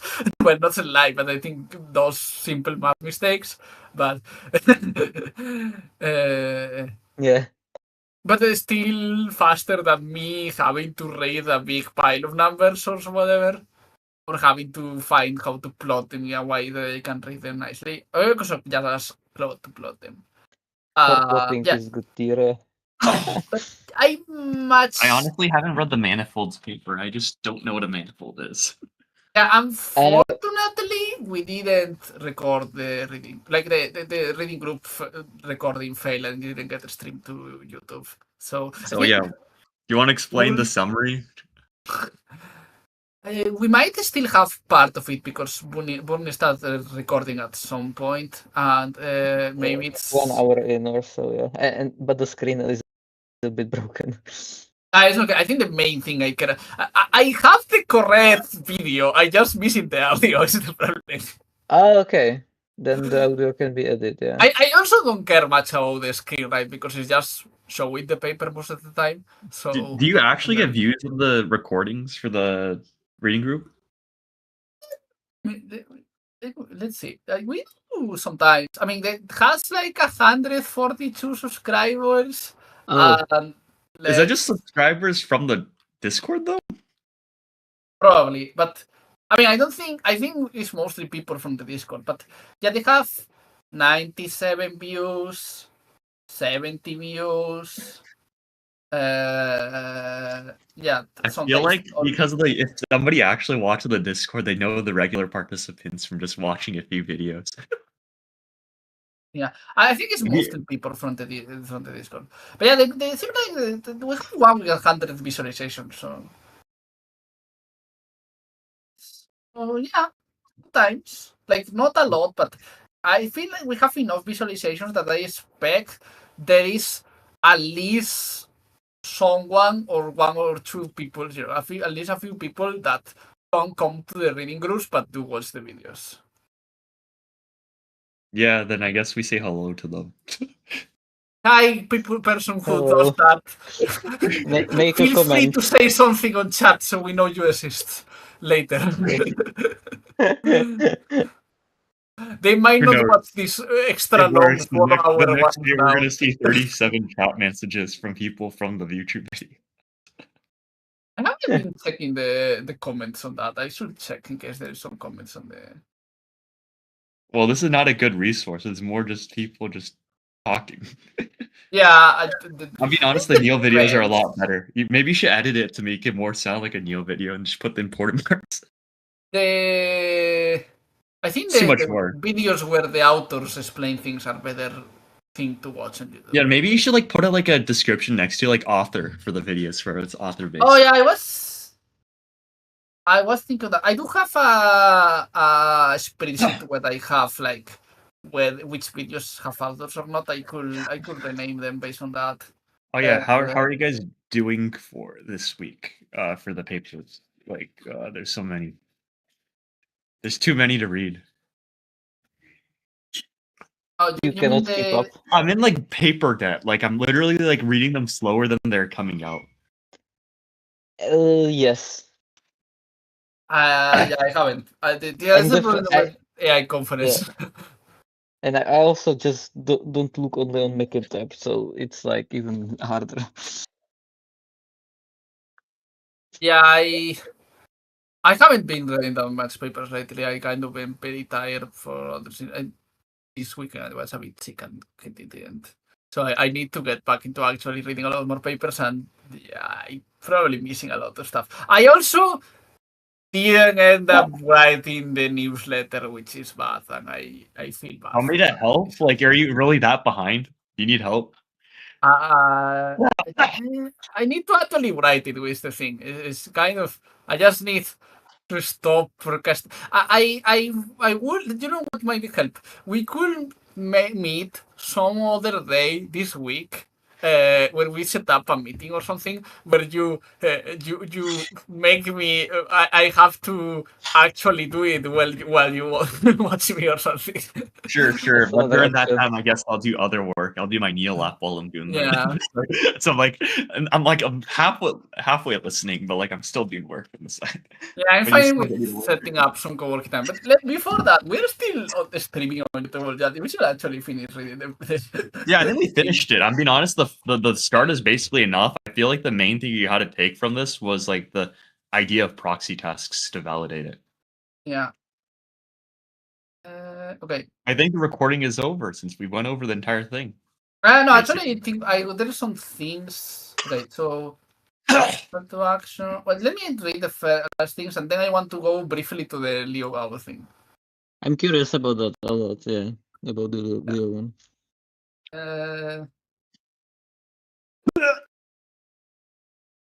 Yeah.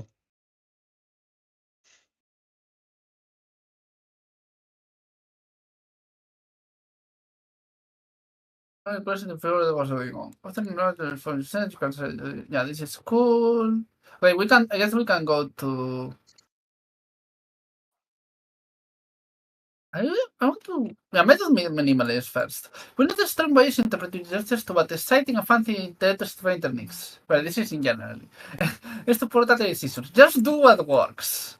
Includes black box. Yeah, I can feel this. I feel like I wasted a lot of time in life trying to do a super fancy thing that and later a bunch of plotted a cosine similarity thing that was actually monocypher. This includes verboston liking appropriate it concludes fancy techniques, but often only when simpler methods fail. As motivation, consider first investigation.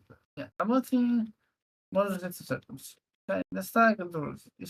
He said only when simple method fails, but how about trying the other method as well? Maybe it will work better. But the simple method's cheaper to run. Yeah. I think it's just also easier to implement or whatever. Also, you need to consider the ease of implementation and the time. Like, you don't want to spend all your time just implementing complex methods for overkill. Yeah, but if it's really intellectually satisfies you, so you can like. I think it's already something that I already learned from Neel yelling it before and actually failing by to do that in practice. Are you? So I guess we're looking at the next post. Could you give the link on the reading group? Oh, yeah. You can already read it when I finish with this one. Yeah, this one is a response to the previous one.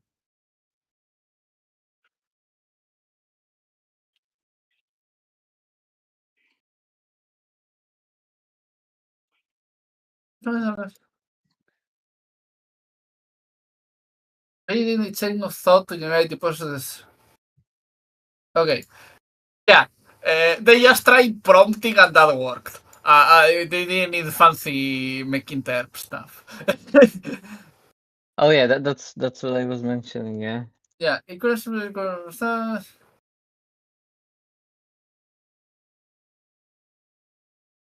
like again, my main thing on this is I agree this is a nice way of doing things, but I don't think it's necessarily always the only way people do things. I'm kind of allergic to everyone using the same methodology in general.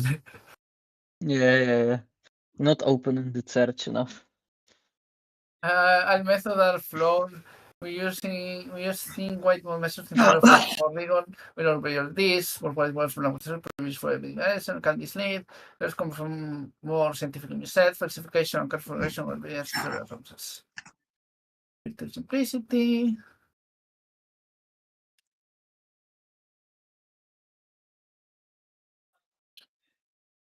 Just try to solve it.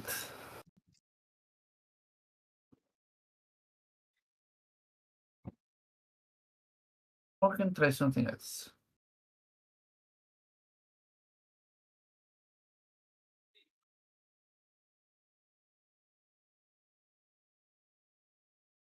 Yeah, also simple techniques tend to netless compute.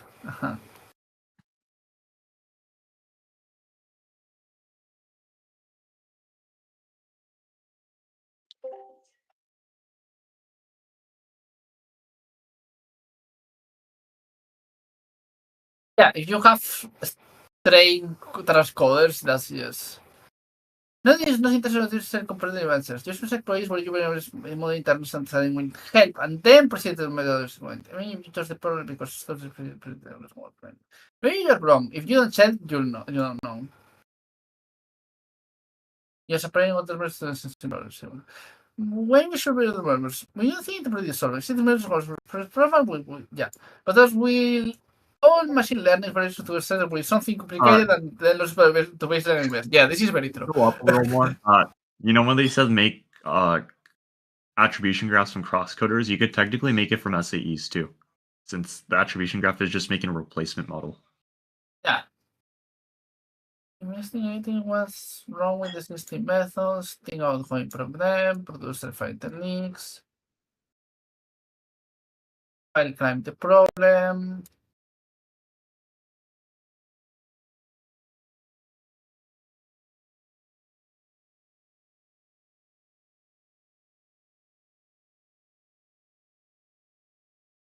If you're doing the private research for your own research, what does it matter for safety? What's my process? That's a good process. Choosing the right project is a more proposition will make. He wants to develop new methods. Yeah.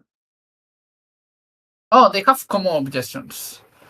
I don't know what to mention for correct sprint overlay rules. Yeah. Coming from the latest project that could have. Yeah, I guess we should do this because this is some of the things I were complaining about. They Yes. already free.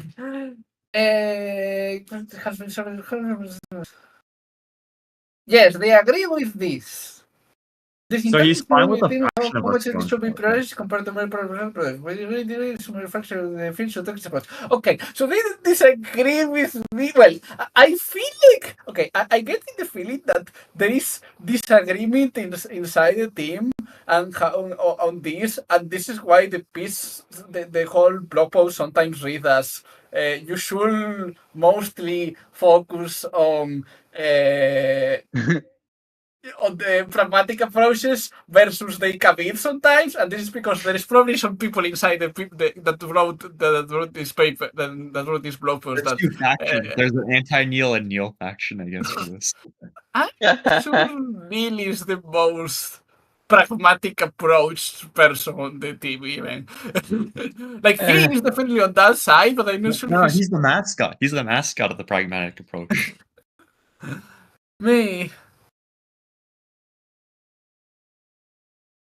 I'm being honest, this is probably his attempt to overcorrect, because last time I think he didn't emphasize this enough. Whispers constantly related is to be represented related to its value. I mean, maybe with one more research for opinion. I think maybe. I think if we go to the world where everyone listen to this, I think it's a fine if DeepMind is working on the more practical stuff. But I think if we live in the world where everyone listened to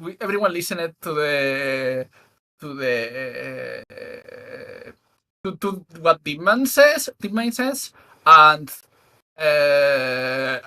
we probably will be the ended where everything is underrepresented. I think in practice people will complain in this way and don't listen to Neel and the other DeepMind people, and we will just have a healthy thing where maybe some people switch to do more pragmatic stuff, and that's probably nice because it's maybe underrepresented right now. Maybe they'll overcorrect too much, and in a few months someone will have to make a blog post saying you should do more actual. I mean, I think Leo is really doing that, but but yeah. Like the whole ML field itself is saying the exact opposite, that there's not enough basic science right now, while it seems like Mech Interp from Neel is saying the exact opposite, that there is too much basic science and not enough exploitation. It's very interesting how there's this dichotomy, apparently. At the same time, I think Neel probably is much more in the basic science direction that AI as a field in general. Yeah. Like, I feel like this is inside the. This is like. In the basic science camp, slight differences in the gradient. It's like the slightly more like disagreements with your leftists or whatever. They're slightly more left instead of. Yeah.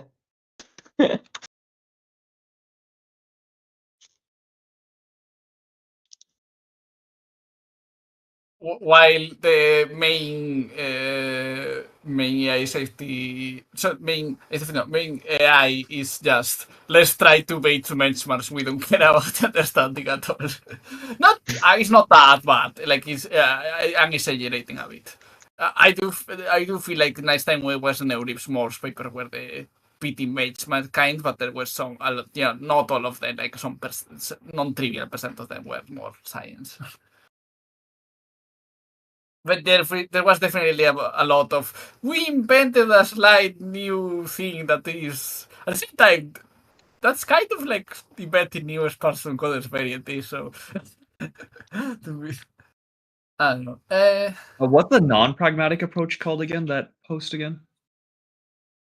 Ambitions Vision. I put it on the reading group channel. It's Ambitions Vision for Interpretability.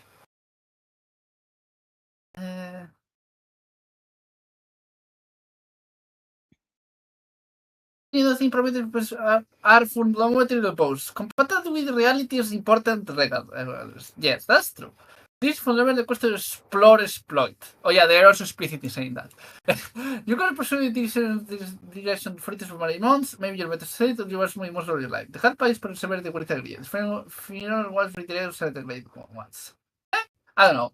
I think sometimes people do great things by persevering in ideas. That does mean some people will waste their lives at the same time. But I think part of how science works is some people waste their lives in this way, and that's okay because there is more people and some of them actually successful. Kind of a hard problem to solve. The reason we suggest time boxing to a few ways or some mechanisms to prevent indifferent progress with progress. You want, you can view it as checking 2 weeks. You can choose to continue. Yeah.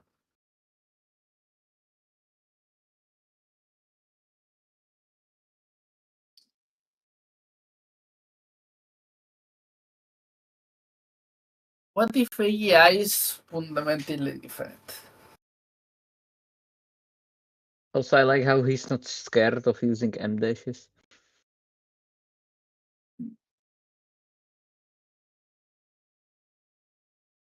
You necessarily exactly will do this work, but also I feel it is addressing all the things I was saying. So.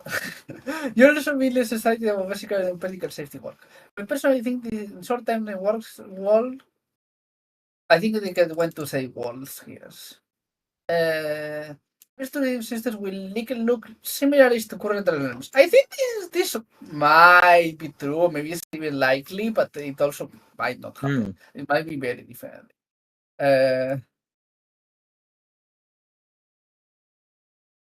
This is broader than the thing I was saying earlier. I think maybe current LLMs just scale. I think that's an even more extreme position that I think might be true, but similar to current LLMs is broader, where I think, I don't know, things like Andrew Caparty is saying that we'll have AI in like 10 years and we need a few months breakthroughs that still can look like kind of similarish to current LLMs, even there is a bunch of breakthroughs missing. Yeah. I more think. Like I believe if scale the systems will get better, but my most likely prediction is right now, you know, the whole jacked intelligence thing, where they are terrible at some things and amazing at other things. I think they will get even more amazing at some things, but still stay terrible at many things, like compared to humans. Maybe, but maybe not. I feel like I think that's likely, but I feel like the way you're talking about, they put a bit more probability on. Actually, you just scale and they just get better at everything, and eventually they get better in other things they were worse at, that they just get better than humans. But we probably get scary models that are really good at some things. They're still really bad at some things, no matter how bad at. Yeah, like But they are much better enough at some specific things that they have some dangerous stuff, and or like they are exactly. good enough at AI research to do some recursive self-improvement thing, and then you don't really need to invent something because you just need to scale the models until they invent the stuff for you. I don't know. Yeah. They can still be bad at some things that don't relate to safety or self-defined and so on.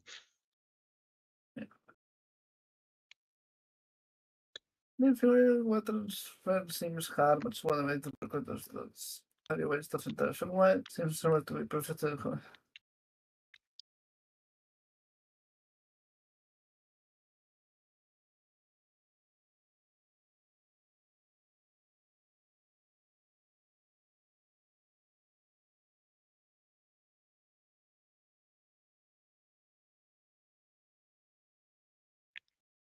And he said, like, but if you hold this view, more foundational science of deep learning might feel more reasonable and robust. Some people go even more and say that deep learning itself is flawed, and like so you need more foundational science of like intelligence, basically. Seems again like it seems similar to present topics have remained irrelevant for years across concepts like present superposition. Yeah, but I get the feeling that they mention superposition as a thing that people haven't made progress. I get the feeling that the mind kind of stopped trying to solve superposition, right? And as a direct goal, right? So They think, well, I think this is just they disagree that they disagree that the AI will be very different. They think that the AI will likely look similar to current LLMs, so it's better to focus on things that work for current LLMs than into superposition. But if you disagree, then it's a better idea to focus on things on superposition. Okay, makes sense. If Yeah. if DeepMind is not working on superposition, who is? Anthropic. They have the most work on superposition. And I think if that keeps happening, that's nice. Like if that seems okay. If DeepMind now focus on the pragmatic interp stuff, and Anthropic tries to focus on more ambitious, trying to solve superposition and understanding all the features in models, automating interp or whatever. That seems pretty. I'm okay with that. I would worry if Anthropic started doing the pragmatic, we're kind of screwed for maybe the ambitious. Yeah, I feel that will be bad. I think though that the Anthropic people still disagree with Neel, and they have different ideas on what's the better idea to make Interp, and that's a good thing. I think if maybe it's good for Neel to be doing something different than Anthropic is doing. It is just applied interpretability. We also mentioned that they are addressing all our points. No, it's not. Okay. Oh, they are addressing all the points. Really? We see interpretability and stacking real tasks and treating as data as a gadget. Apply interpretability? Yes. So in order to able to direct monetization and interpret use. We think there are some great interpretability projects. Okay, so this solves some questions in my mind. Like they are not talking. Yeah, they are not talking about trying to do things that are directly useful today. I mean, they probably do some of that, particularly because they're in DeepMind and all that.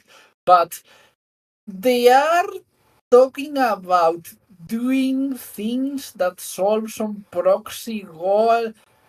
I mean, at some point, the thing is, yeah, the thing ends up being isn't that. Like I mean, I was also looking at myself and some toy model. They don't like toy models, but even then, they looking isn't the typical thing where people look at some toy model and try to figure that out. Kind of. I don't know. Yeah, proxy tasks are one of the goals. They are the proxy. There may be a way to validate that you have made progress and potentially guide your work. Okay, yeah, that makes sense. Because the proxy task is not the goal, it's the way of validating the goal. It's like benchmarks, essentially, in a way. Yeah. So they are not arguing for doing Mech Interp to try to be useful right now. They are arguing for doing Mech Interp with the goal of improving on some benchmarks that are about things like making the model less deceptive or whatever. Yeah. As opposed to things like reconstruction loss or whatever. Yeah. Are you saying this because you need to... Yeah, they also addressing this. I need to send Oh this my to God. Alice because they asked this. Before it's a process talking. And the process for the language was being algorithm process. Yeah, companies like Bruce Segley, Stephen Casper, and Jacob Steiner. Okay. This is a pretty process. Yeah, obviously being part of the question. Yeah. Right, so but we let you filters consideration of those posts and very pragmatic approach to this is broadly applicable. I think those does have some effect on that. Like this part, like these considerations probably help them think this is a good idea because a good idea for them, but still. Are they just giving up? Maybe, yeah, kind of, I think so. In a strict sense, yes, we are seriously giving up on the ambitious goal of completely engineering. Yeah, I don't think this is the main thing I disagree on. And I mean, at the same time, they commit it a bit, and they, on some point there, they say some people shouldn't completely give up on it. But I guess they're saying that they are giving up on it, not that they say everyone else should give up on it. Yeah. But the goal of ensuring AI goes well, we feel great. We think it's a more provisional, adaptable approach, and near compared to reverse engineering is not needed. They're saying maybe like full understanding is not needed to get safe AI. Exactly, Maybe. not it's not overcrowded. Esta perspectiva not a professors, but ambition of engineers must predict things. What was the wood after the course was how to say what happens in practice. What is Should be one ambitious beta reverse with many, engineering? not the dominant paradigm. Okay, that could be okay. By- and we see it by with ambition- many. Like complete. Yeah, what do they mean by I'm ambitious sorry. reverse engineering? I really don't understand. Like complete reverse engineering, basically. Yeah, I have takes on that, and I think it relates to this other post and also the response by Robin Shad, but I wanted to finish this like that. We almost got it. Okay, appendix, defining mechanistic interpretability. But the current claim is more pragmatism should be great, not reverse engineering more stuff. I think I think this is a good thing.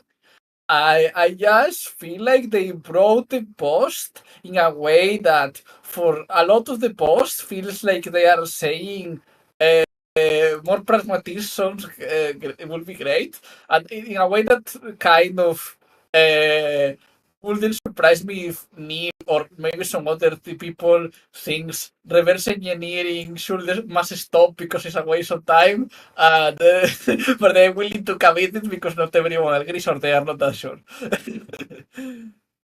I think pragmatism less exploration, more exploitation.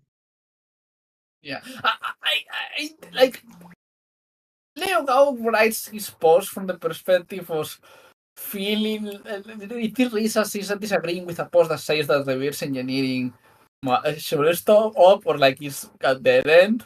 I feel like that's not a complete like it's not that he's completely misreading this favor. Even though it does have caveats and doesn't actually say that, it kind of implies that sometimes.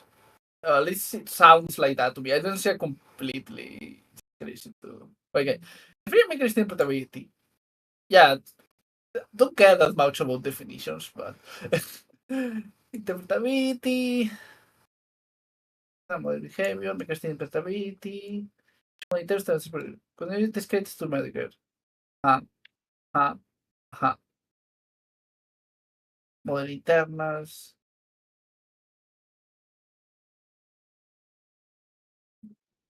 Yeah, mechanistic and interpretability. Mechanistic or interpretability.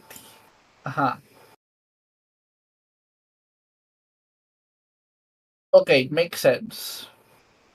I haven't thought of this way, but makes sense. Very interesting. I feel like I'm fine with I think this server and this reading group I'm more inclined to put papers that are white box methods, and I Yeah, am only white box. Yes, white box. I'm interested in a bit of black box interpretability sometimes, although I will want most things to not be that. I think some black box interpretability things gives you insights about within model internals, and I don't interested about standard machine learning.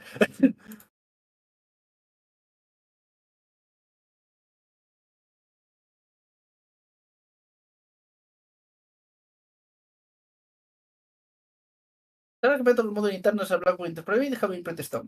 Developers, streaming projects.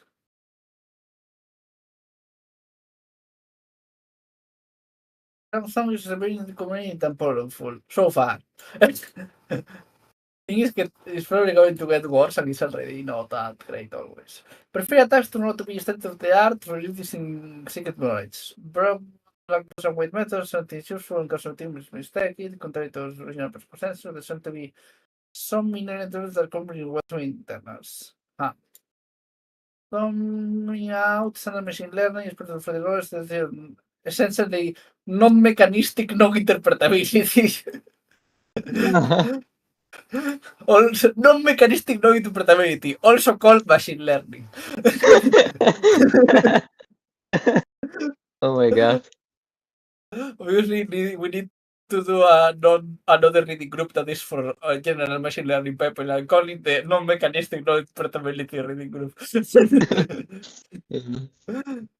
This newsletter is the non-mechanistic, non-interpretability newsletter. Oh my god. That's Those such a nice using terminology. internals allow me for understanding of the approach for affordance and looking possibilities in previous researchers can find many ways to add value when more fertile machine learning research will struggle. I think we're actually done talking about this now. The ambitious one was kind of Yes. like very short. The pragmatic, I feel like, was really good to understand, like, maybe like what he means by pragmatic. I think he means more like by like actually like applying it, like use it in I an mean, I want application. to briefly go to the ambitious vision and mention a thing I've been wanting to talk about since the first time, but yeah, we can have right. This is just pretty short, yeah. The recording could end now, I guess, because this is technically separate. Or because the I recording would would be too keep long. it in. Or keep it in, I guess. Ambitious. Yeah, it's okay. I mean, I can maybe put it into video later or something, but We can even keep the discussion there. people can use the magic of the YouTube bar to skip to the parts they care about. Okay. Maybe I should put like Let's some work. divider They're or something. much fluff. Ambitious vision for interpretability. We're the least inefficient way to absorb knowledge, yes, if they actually watched it. Probably, yeah. It might be useful, this like extra discussion for consolidation and so on. Yeah. I don't know. Maybe it's a thing you can. I would want to ask if someone actually watches the video what they do for. I Maybe never it's watched interesting the to recording. I only to read have the paper. something that it's more entertaining to hear as a second screen thing when you do something else. This feels If more like a there's- podcast than a paper reading group. I feel like. Yeah, why not? People like podcasts. I feel like Yeah. I learn things. I think I like podcasts. Like a more like it's easier to listen to a podcast than what to read a paper. Yeah. Call it the Mech Interp podcast or something. Yeah. Vision for interpretability.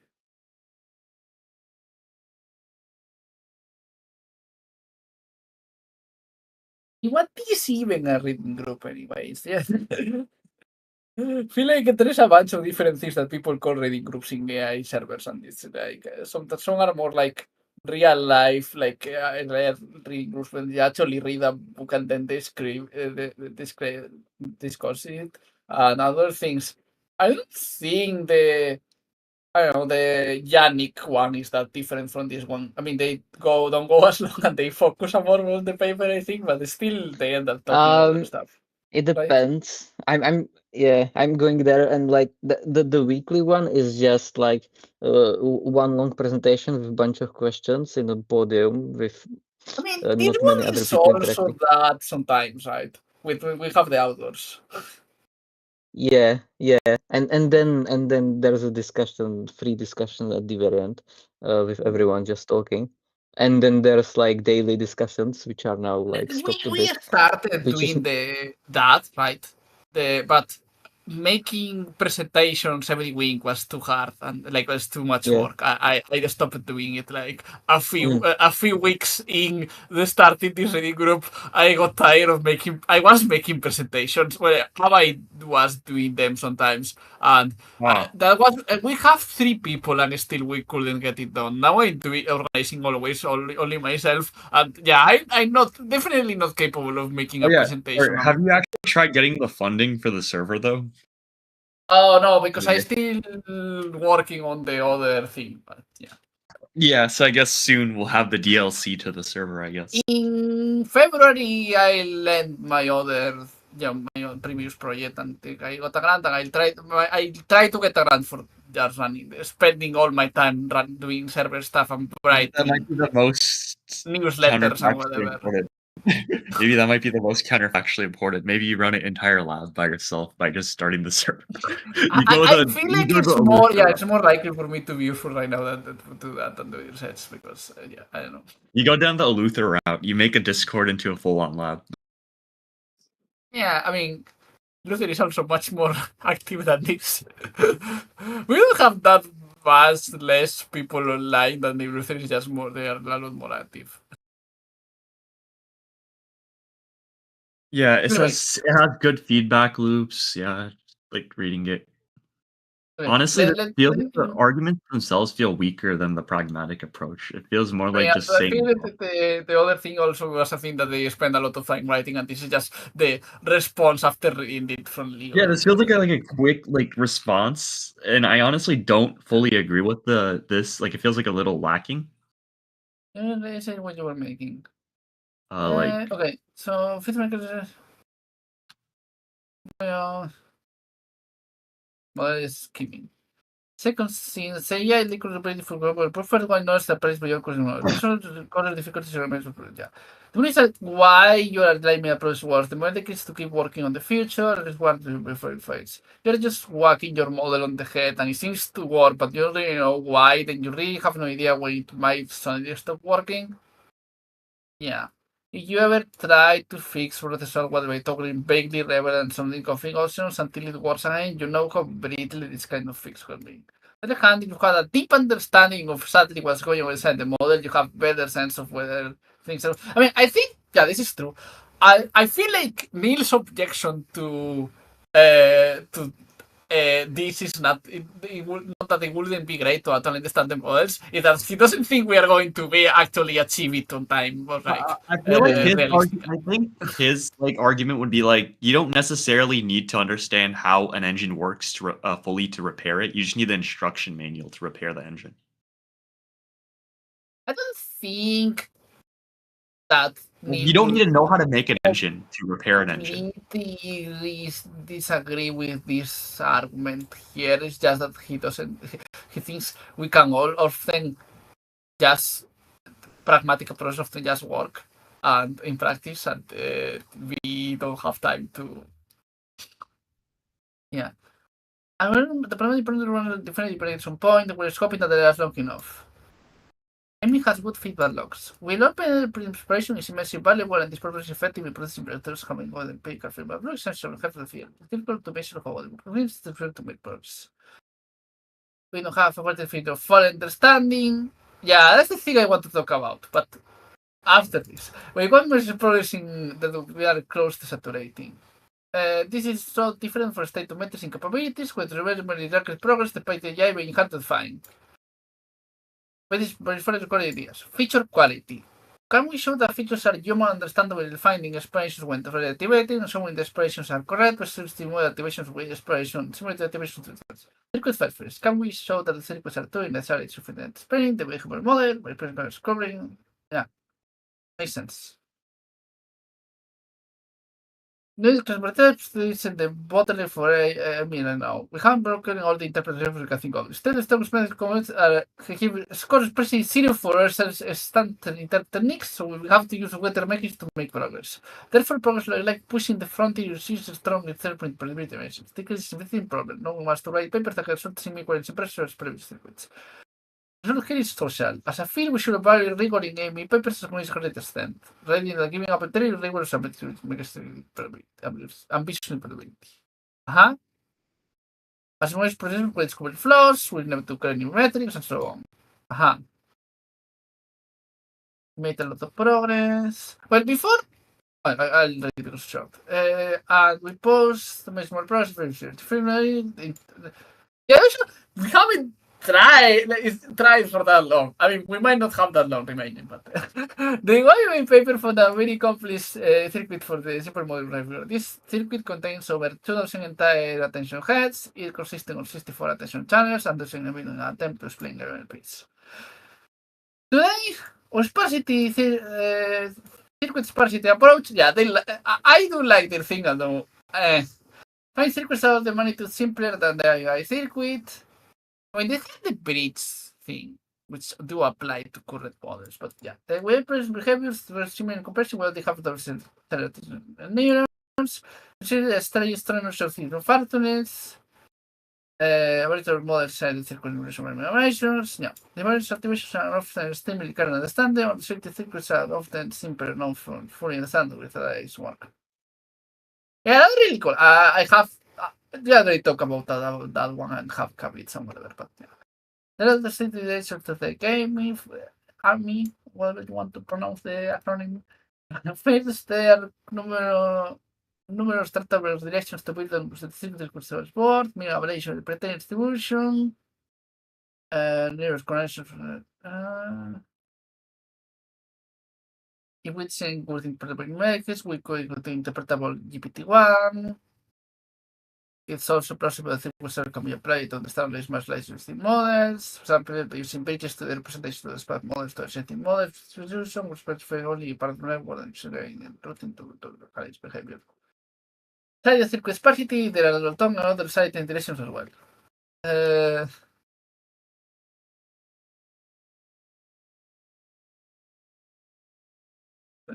Jacobian says, I haven't seen this paper actually.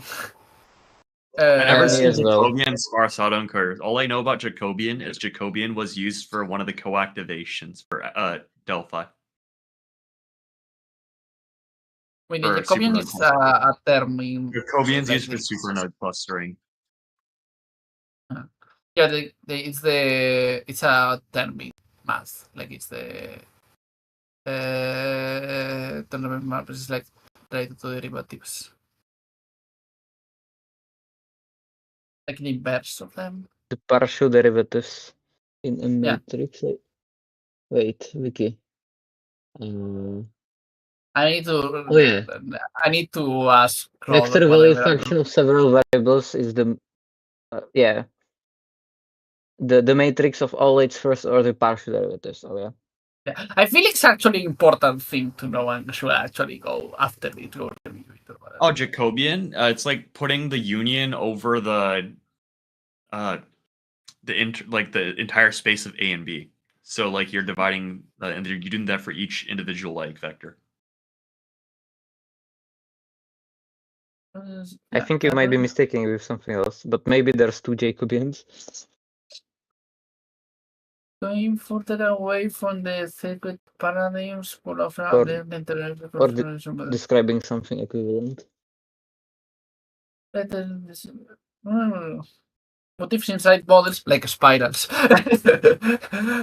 And the fire algorithms to be more efficient by talking advantages of this. I feel like this kind of very likely unrelated but funny that models also are obsessed, like the models are also often obsessed with the spirals and have religions about the spirals. Yes. I don't see anything about spiders here. What paper? I keep on hearing Spirals, I mean. Spiral. Oh, spirals. Yes. I mean, it's actually that I just say spirals because it's the meme, but it's actually low-dimensional curve, like manifold, like curves in low-dimensional manifolds. Yeah. That are. Oh, we were saying spirals the entire time. I thought you were saying spiders. I was like, what? Spider. Yeah, that are circles or helixes. Yes. Like, more accurate to say curves. I actually just started to say spiders because it's more because the current thing like a meme, to be honest. Yeah. But yeah, it's more like Periodic curve. that kind of shape thing where you have ellipses or circles of like really curves, I guess the way to say it more generally. I guess it's more of the actually curves, but that actually make kind of circles, but in more dimensions. That are doing turns where they go back to the same place and whatever. I also looked at in the previous paper at the Fourier thing when they try to make Also, the physical model. That's so beautiful. It it's approximates. also interesting. Something that it seems cool to me is that, okay, so this is those curves are related to space filling curves. I don't know much about that, but I do know that like the reason some vegetables and the brain has these faults is that like actually that's the solution for like if you have some two-dimensional shape and you have to fill a three-dimensional space efficiently. So maybe there are brain-shaped features we would be really funny.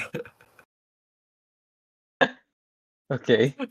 In that they are brain-shaped for completely unrelated facts that human brains exist. They just are using this. It's just that what happens if you try to fill a 3D space with some sheets, and like you try to make some folds to fit some 2D thing into a 3D thing. Maybe. I do want to classify, like, I don't know, in topology you classify all the different shapes and so on, or like in geometry as well. So I do wonder if there is like some like like periodic table of future geometries. Yeah. Feel the AMI. Oh yeah, that feels. That feels.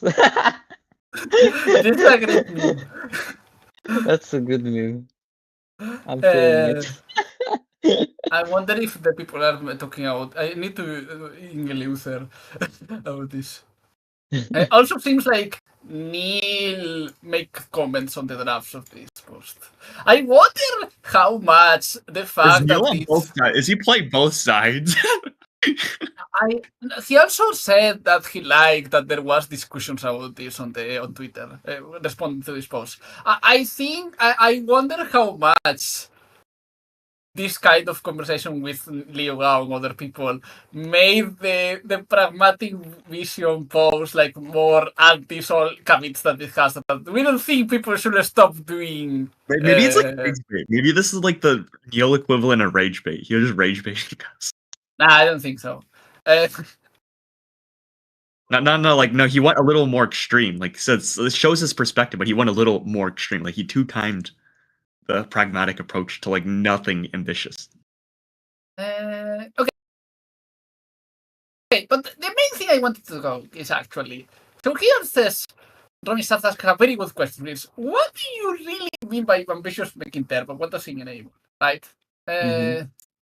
You may have the goal of following my human understanding of the AI systems that such specific human answers can be answered arbitrary questions about the AI system. To this I reply that this seems an attainable goal. Reality is very detailed, and in the detail, a human can contain it. Maybe you say, actually, the human has to be able to answer a specific question given a lot of time to do so. So that the human doesn't have to contain all the detail of the AI and can just later reveal the detail in a given question. Do this perfectly. You still don't contain the AI because you need to argue there's no high instructor where I message your answer. So this is a terrible wrong.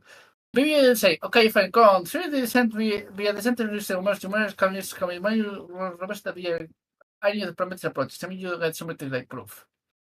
Okay. Assume the most process but things like self repair negative heads make it 100% no in theory. You reiterated this far back. Scale will carry some ambitions by the pragmatic interp. Okay. I have takes about this. Although I'm curious what you think first.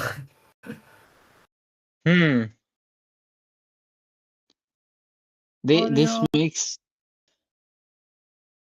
like also, I agree with this last thing. It is kind to be clear, if it since they seem to be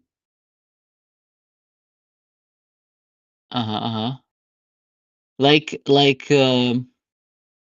I guess like the ultimate end goal of ambitious Mech Interp would be able to predict absolutely everything about the model, but like maybe the space of things that you want to predict is just too big, which is what he's arguing. Yeah, but like yeah, But like, if you just couldn't find something that you couldn't predict, then I think you could, like, then practically you've reached ambitious Mech Interp. Yeah, I feel like also, okay, so my take on this, right, is that if you think about when people talk about, okay, let's understand biology or whatever, or the human body or whatever, there is, you could ask the same kind of questions, and yet people don't usually spend this much time thinking about the philosophy of what does it even mean to understand. And it does work. Like, people do things like looking at different levels of abstraction, and you have different levels of abstraction. You maybe understand the model on some broader level of abstraction, but you are still missing some of these things. But you have ideas for why, for the thing you care about, it's it's not the same as it doesn't matter, but or it's not that useful for some things. You can have ideas of how much the things you are ignoring matter for different things. You can, I don't know, people don't ask why is biology different from medicine or whatever, even though people don't understand. It's hard to imagine what completely fully understanding a human body will mean, but when you understand all of the atoms that are going around, right? There is always going to be small things that don't fit in a human mind, but there is some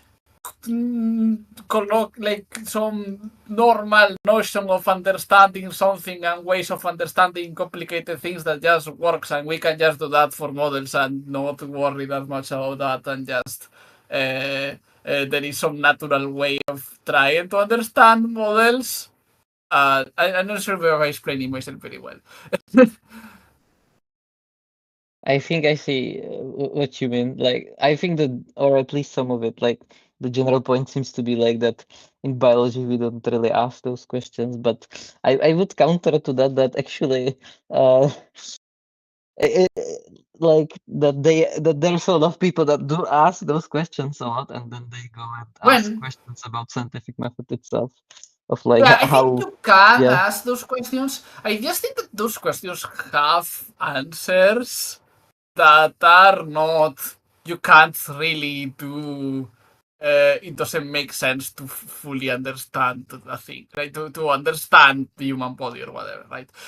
And the questions are related to things like different levels of abstraction, and things like you can think of things in terms of cells, or things in terms of broader structures like organs or whatever. And although, yeah, I do think I have has these arguments with Nora Ross on Twitter about things related to this, and she actually thinks like she actually buys the bullet that thinks that understanding has takes about understanding biology, and points to some philosopher that has hot takes about that, and how thinking about mechanism biology is wrong or whatever. But and she's anti Thikiel circuit, dividing things in circuits, and I use the example of biology, and she does bite the bullet of thinking that dividing things from biology is not that neat or whatever. I don't know.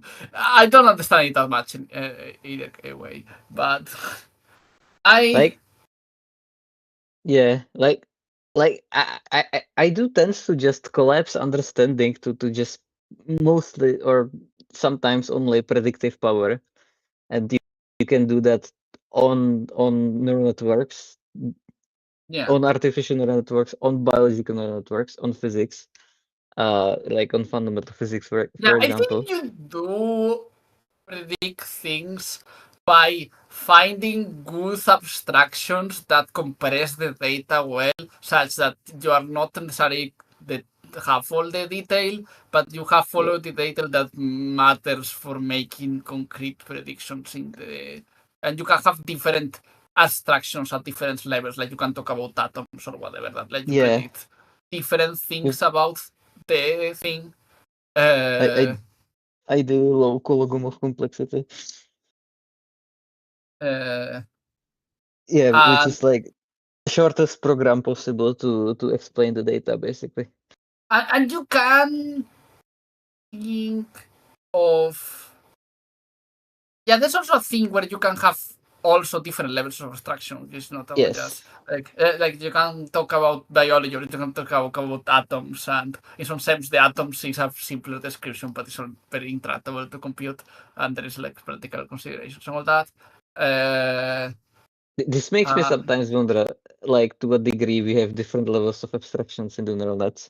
Since, like, there's this paper on the like top-down representation engineering, for instance, which it looks at the population level of the neurons, but I don't remember the exact method. I mean, there is obviously a level of abstraction where we understand neural networks fully, which is, you have this matrix multiplication and they just do this giant pile of operations and do that. I think of, and I've seen some people, I feel like some people say that we understand neural networks saying that.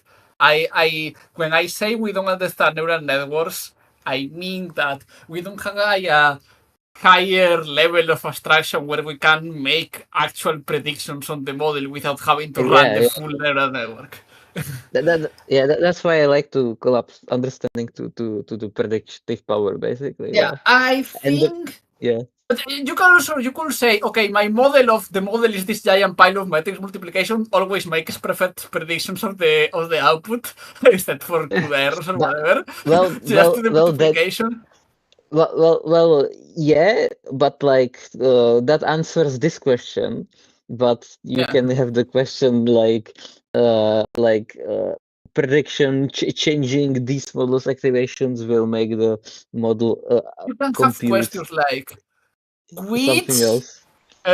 Which input will cause this output, which you can't do with the other thing. I mean, you could do it. You could try all possible examples if I want that does that, but you can do it efficiently. But I think it's about compression and efficiency on prediction, different things, and also about that as well. Predicting counterfactuals more easily by finding some abstraction where all. For example, all inputs that had some feature, some like grouping inputs or whatever into some kinds of inputs that will cause something that you can't do on the other view where you are not aggregating things in any way. Feature also, grouping as well. People just do things with software and all kinds of things in real life and physics and whatever correctly without thinking that deeply about this. So I think it's okay. People say just okay. We want to understand neural networks. That's it. And you'll end up doing I think the naive idea of understanding neural networks just works. You just need, if people start talking about philosophy, you just need a more philosophy to answer, but you end up with, okay, you can just understand neural networks better by finding some higher level of abstraction that helps you make predictions or whatever. But like at the end, that's just what the intuitive idea of understanding something works towards. But so also sorry, remember I said you were going to say something and I just kept talking. Feel free to talk. Me or him? Yes. Okay, I just saw that he unmuted and thought I had interrupted. Okay.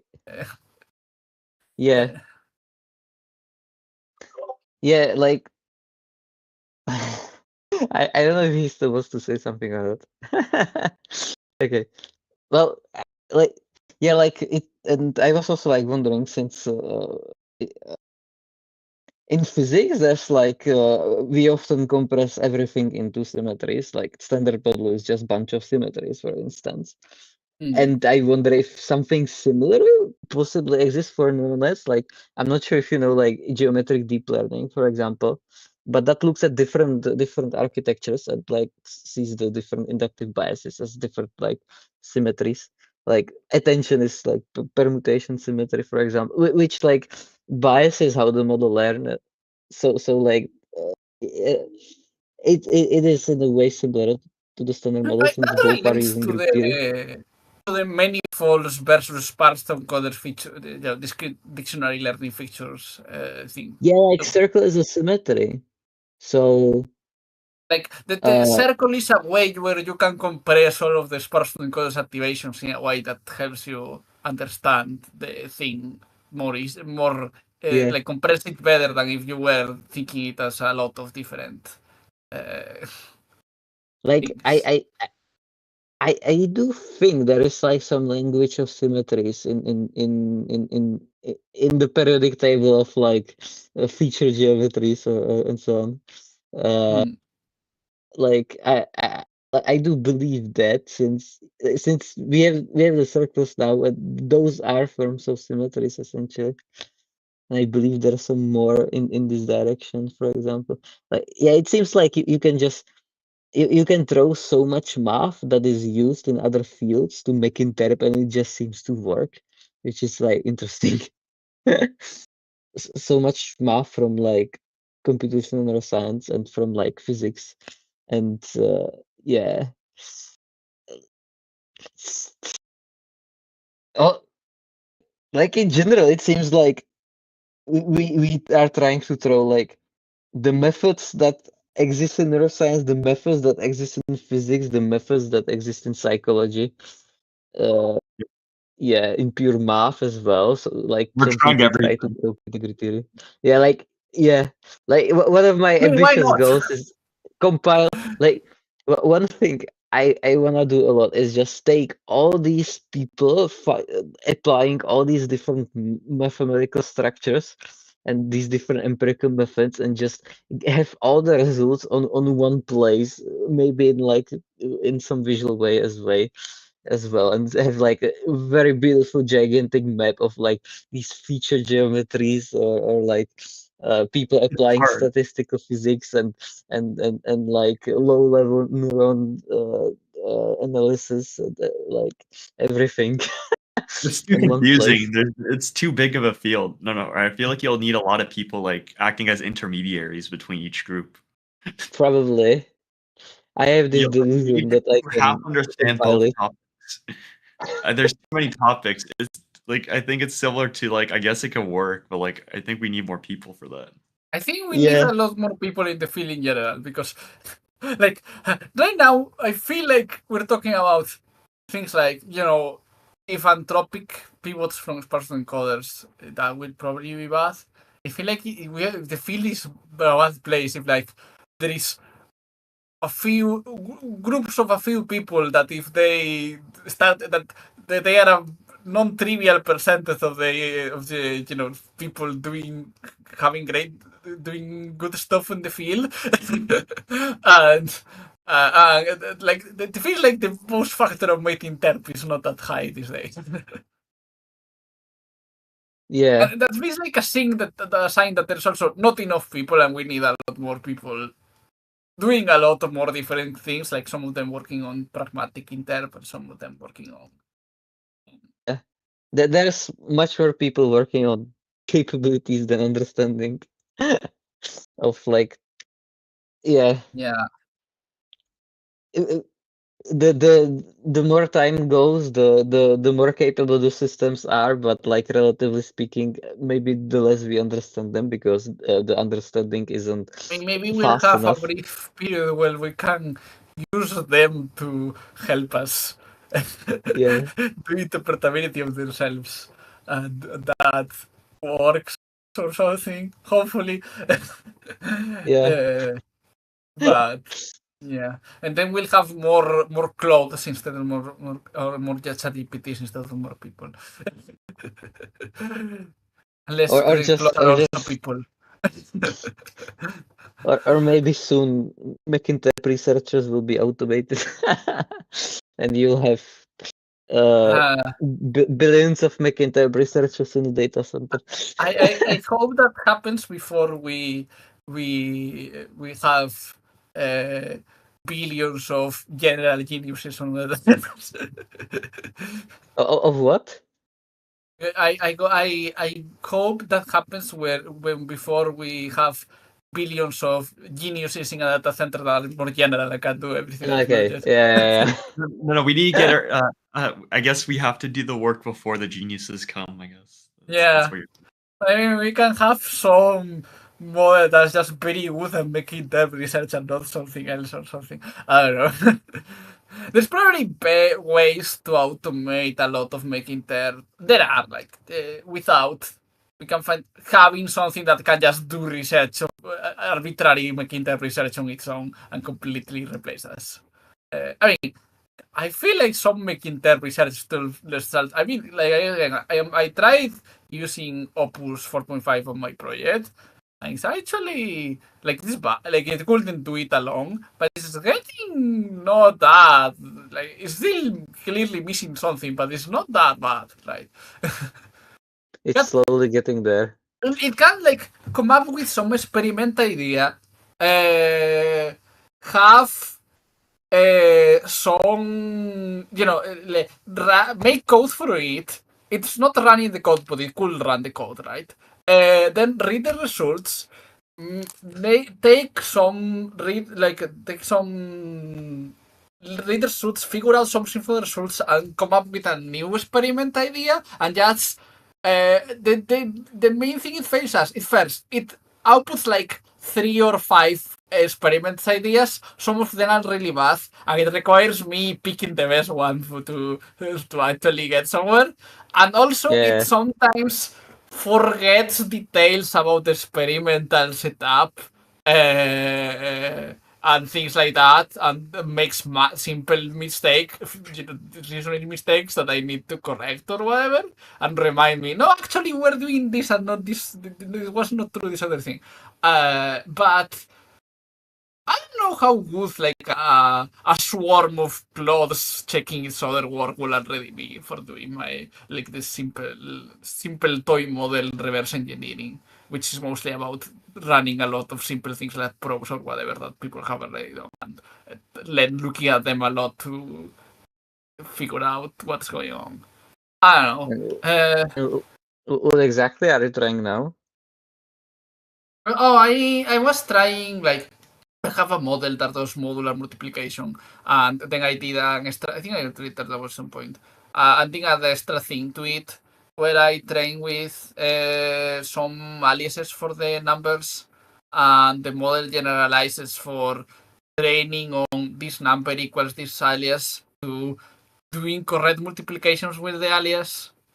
Although I'm pretty sure it's actually just doing, well, not completely sure, but I think it's actually just doing something simple like it just learned to have, just learn to output the equals thing by having the alias be represented on the embeddings as pretty similar to the actual number, and that's why it just gets the same result on the multiplication too.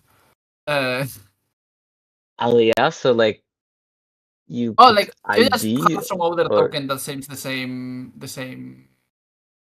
represent the number, but it's a different token. Hmm. And you Okay. train the model to, you give it that token and it outputs the correct number, right? And you train it first with some examples of those tokens in multiplications, right? At the same time, So, like on the same okay. at the same time as the definitions, where you just, the definition is just say the token and you gives the corresponding number, and some definitions have a different tag and those are unreliable and can be wrong.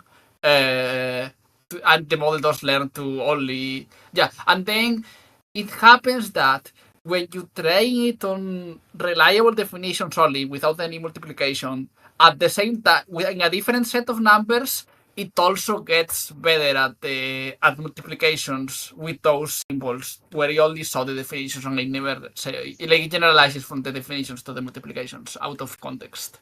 So this is like a toy model of out of context learning, I guess. What's my idea? I was kind of had abandoned that a bit because I was more focused on like trying to look into bigger models, because I was kind of convinced that toy models wouldn't generalize much. But now that I'm more optimistic about toy models generalizing from having seen the curves and whatever generalize from small to big models, I went back to it like last week. I'm still working on the bigger thing where I train models on Wikipedia and 4chan and see if they generalize more from seeing a Wikipedia post to answering questions as if the Wikipedia post is true versus a 4chan post or some other post that seems like less reliable or whatever. But yeah, I still on the small model I've been just trying to just use Claude to do it, and it's not doing that bad. But it still has a lot to actually where I could trust it to do this Mech Interp research, and it did it automatically. But yeah, I feel like at this point I probably should stop the recording because we already stopped talking about the original stuff. Yeah, sure. Nice project. Okay. Is that the Wikipedia one, the one you're doing right now? Yeah. That's cool. I'm doing both the Wikipedia thing and also because that's mostly training model, so I can just run it and do something else while it's training. And the reverse engineer a toy model of the same thing, or like seems like a similar thing. And But how, it's how like do you measure? generalizing for some context into the other and having reliable and reliable sources. Yeah, anyway, I should stop the recording. It's still streaming, right? It's still streaming, but yeah, my connection to the Oracle machine closed, but I can open it and close that.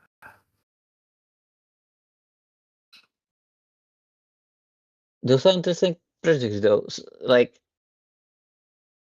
I still don't exactly get like the how do you do the in context thing. As far as I understood, you like okay, so like so I'm coming from the like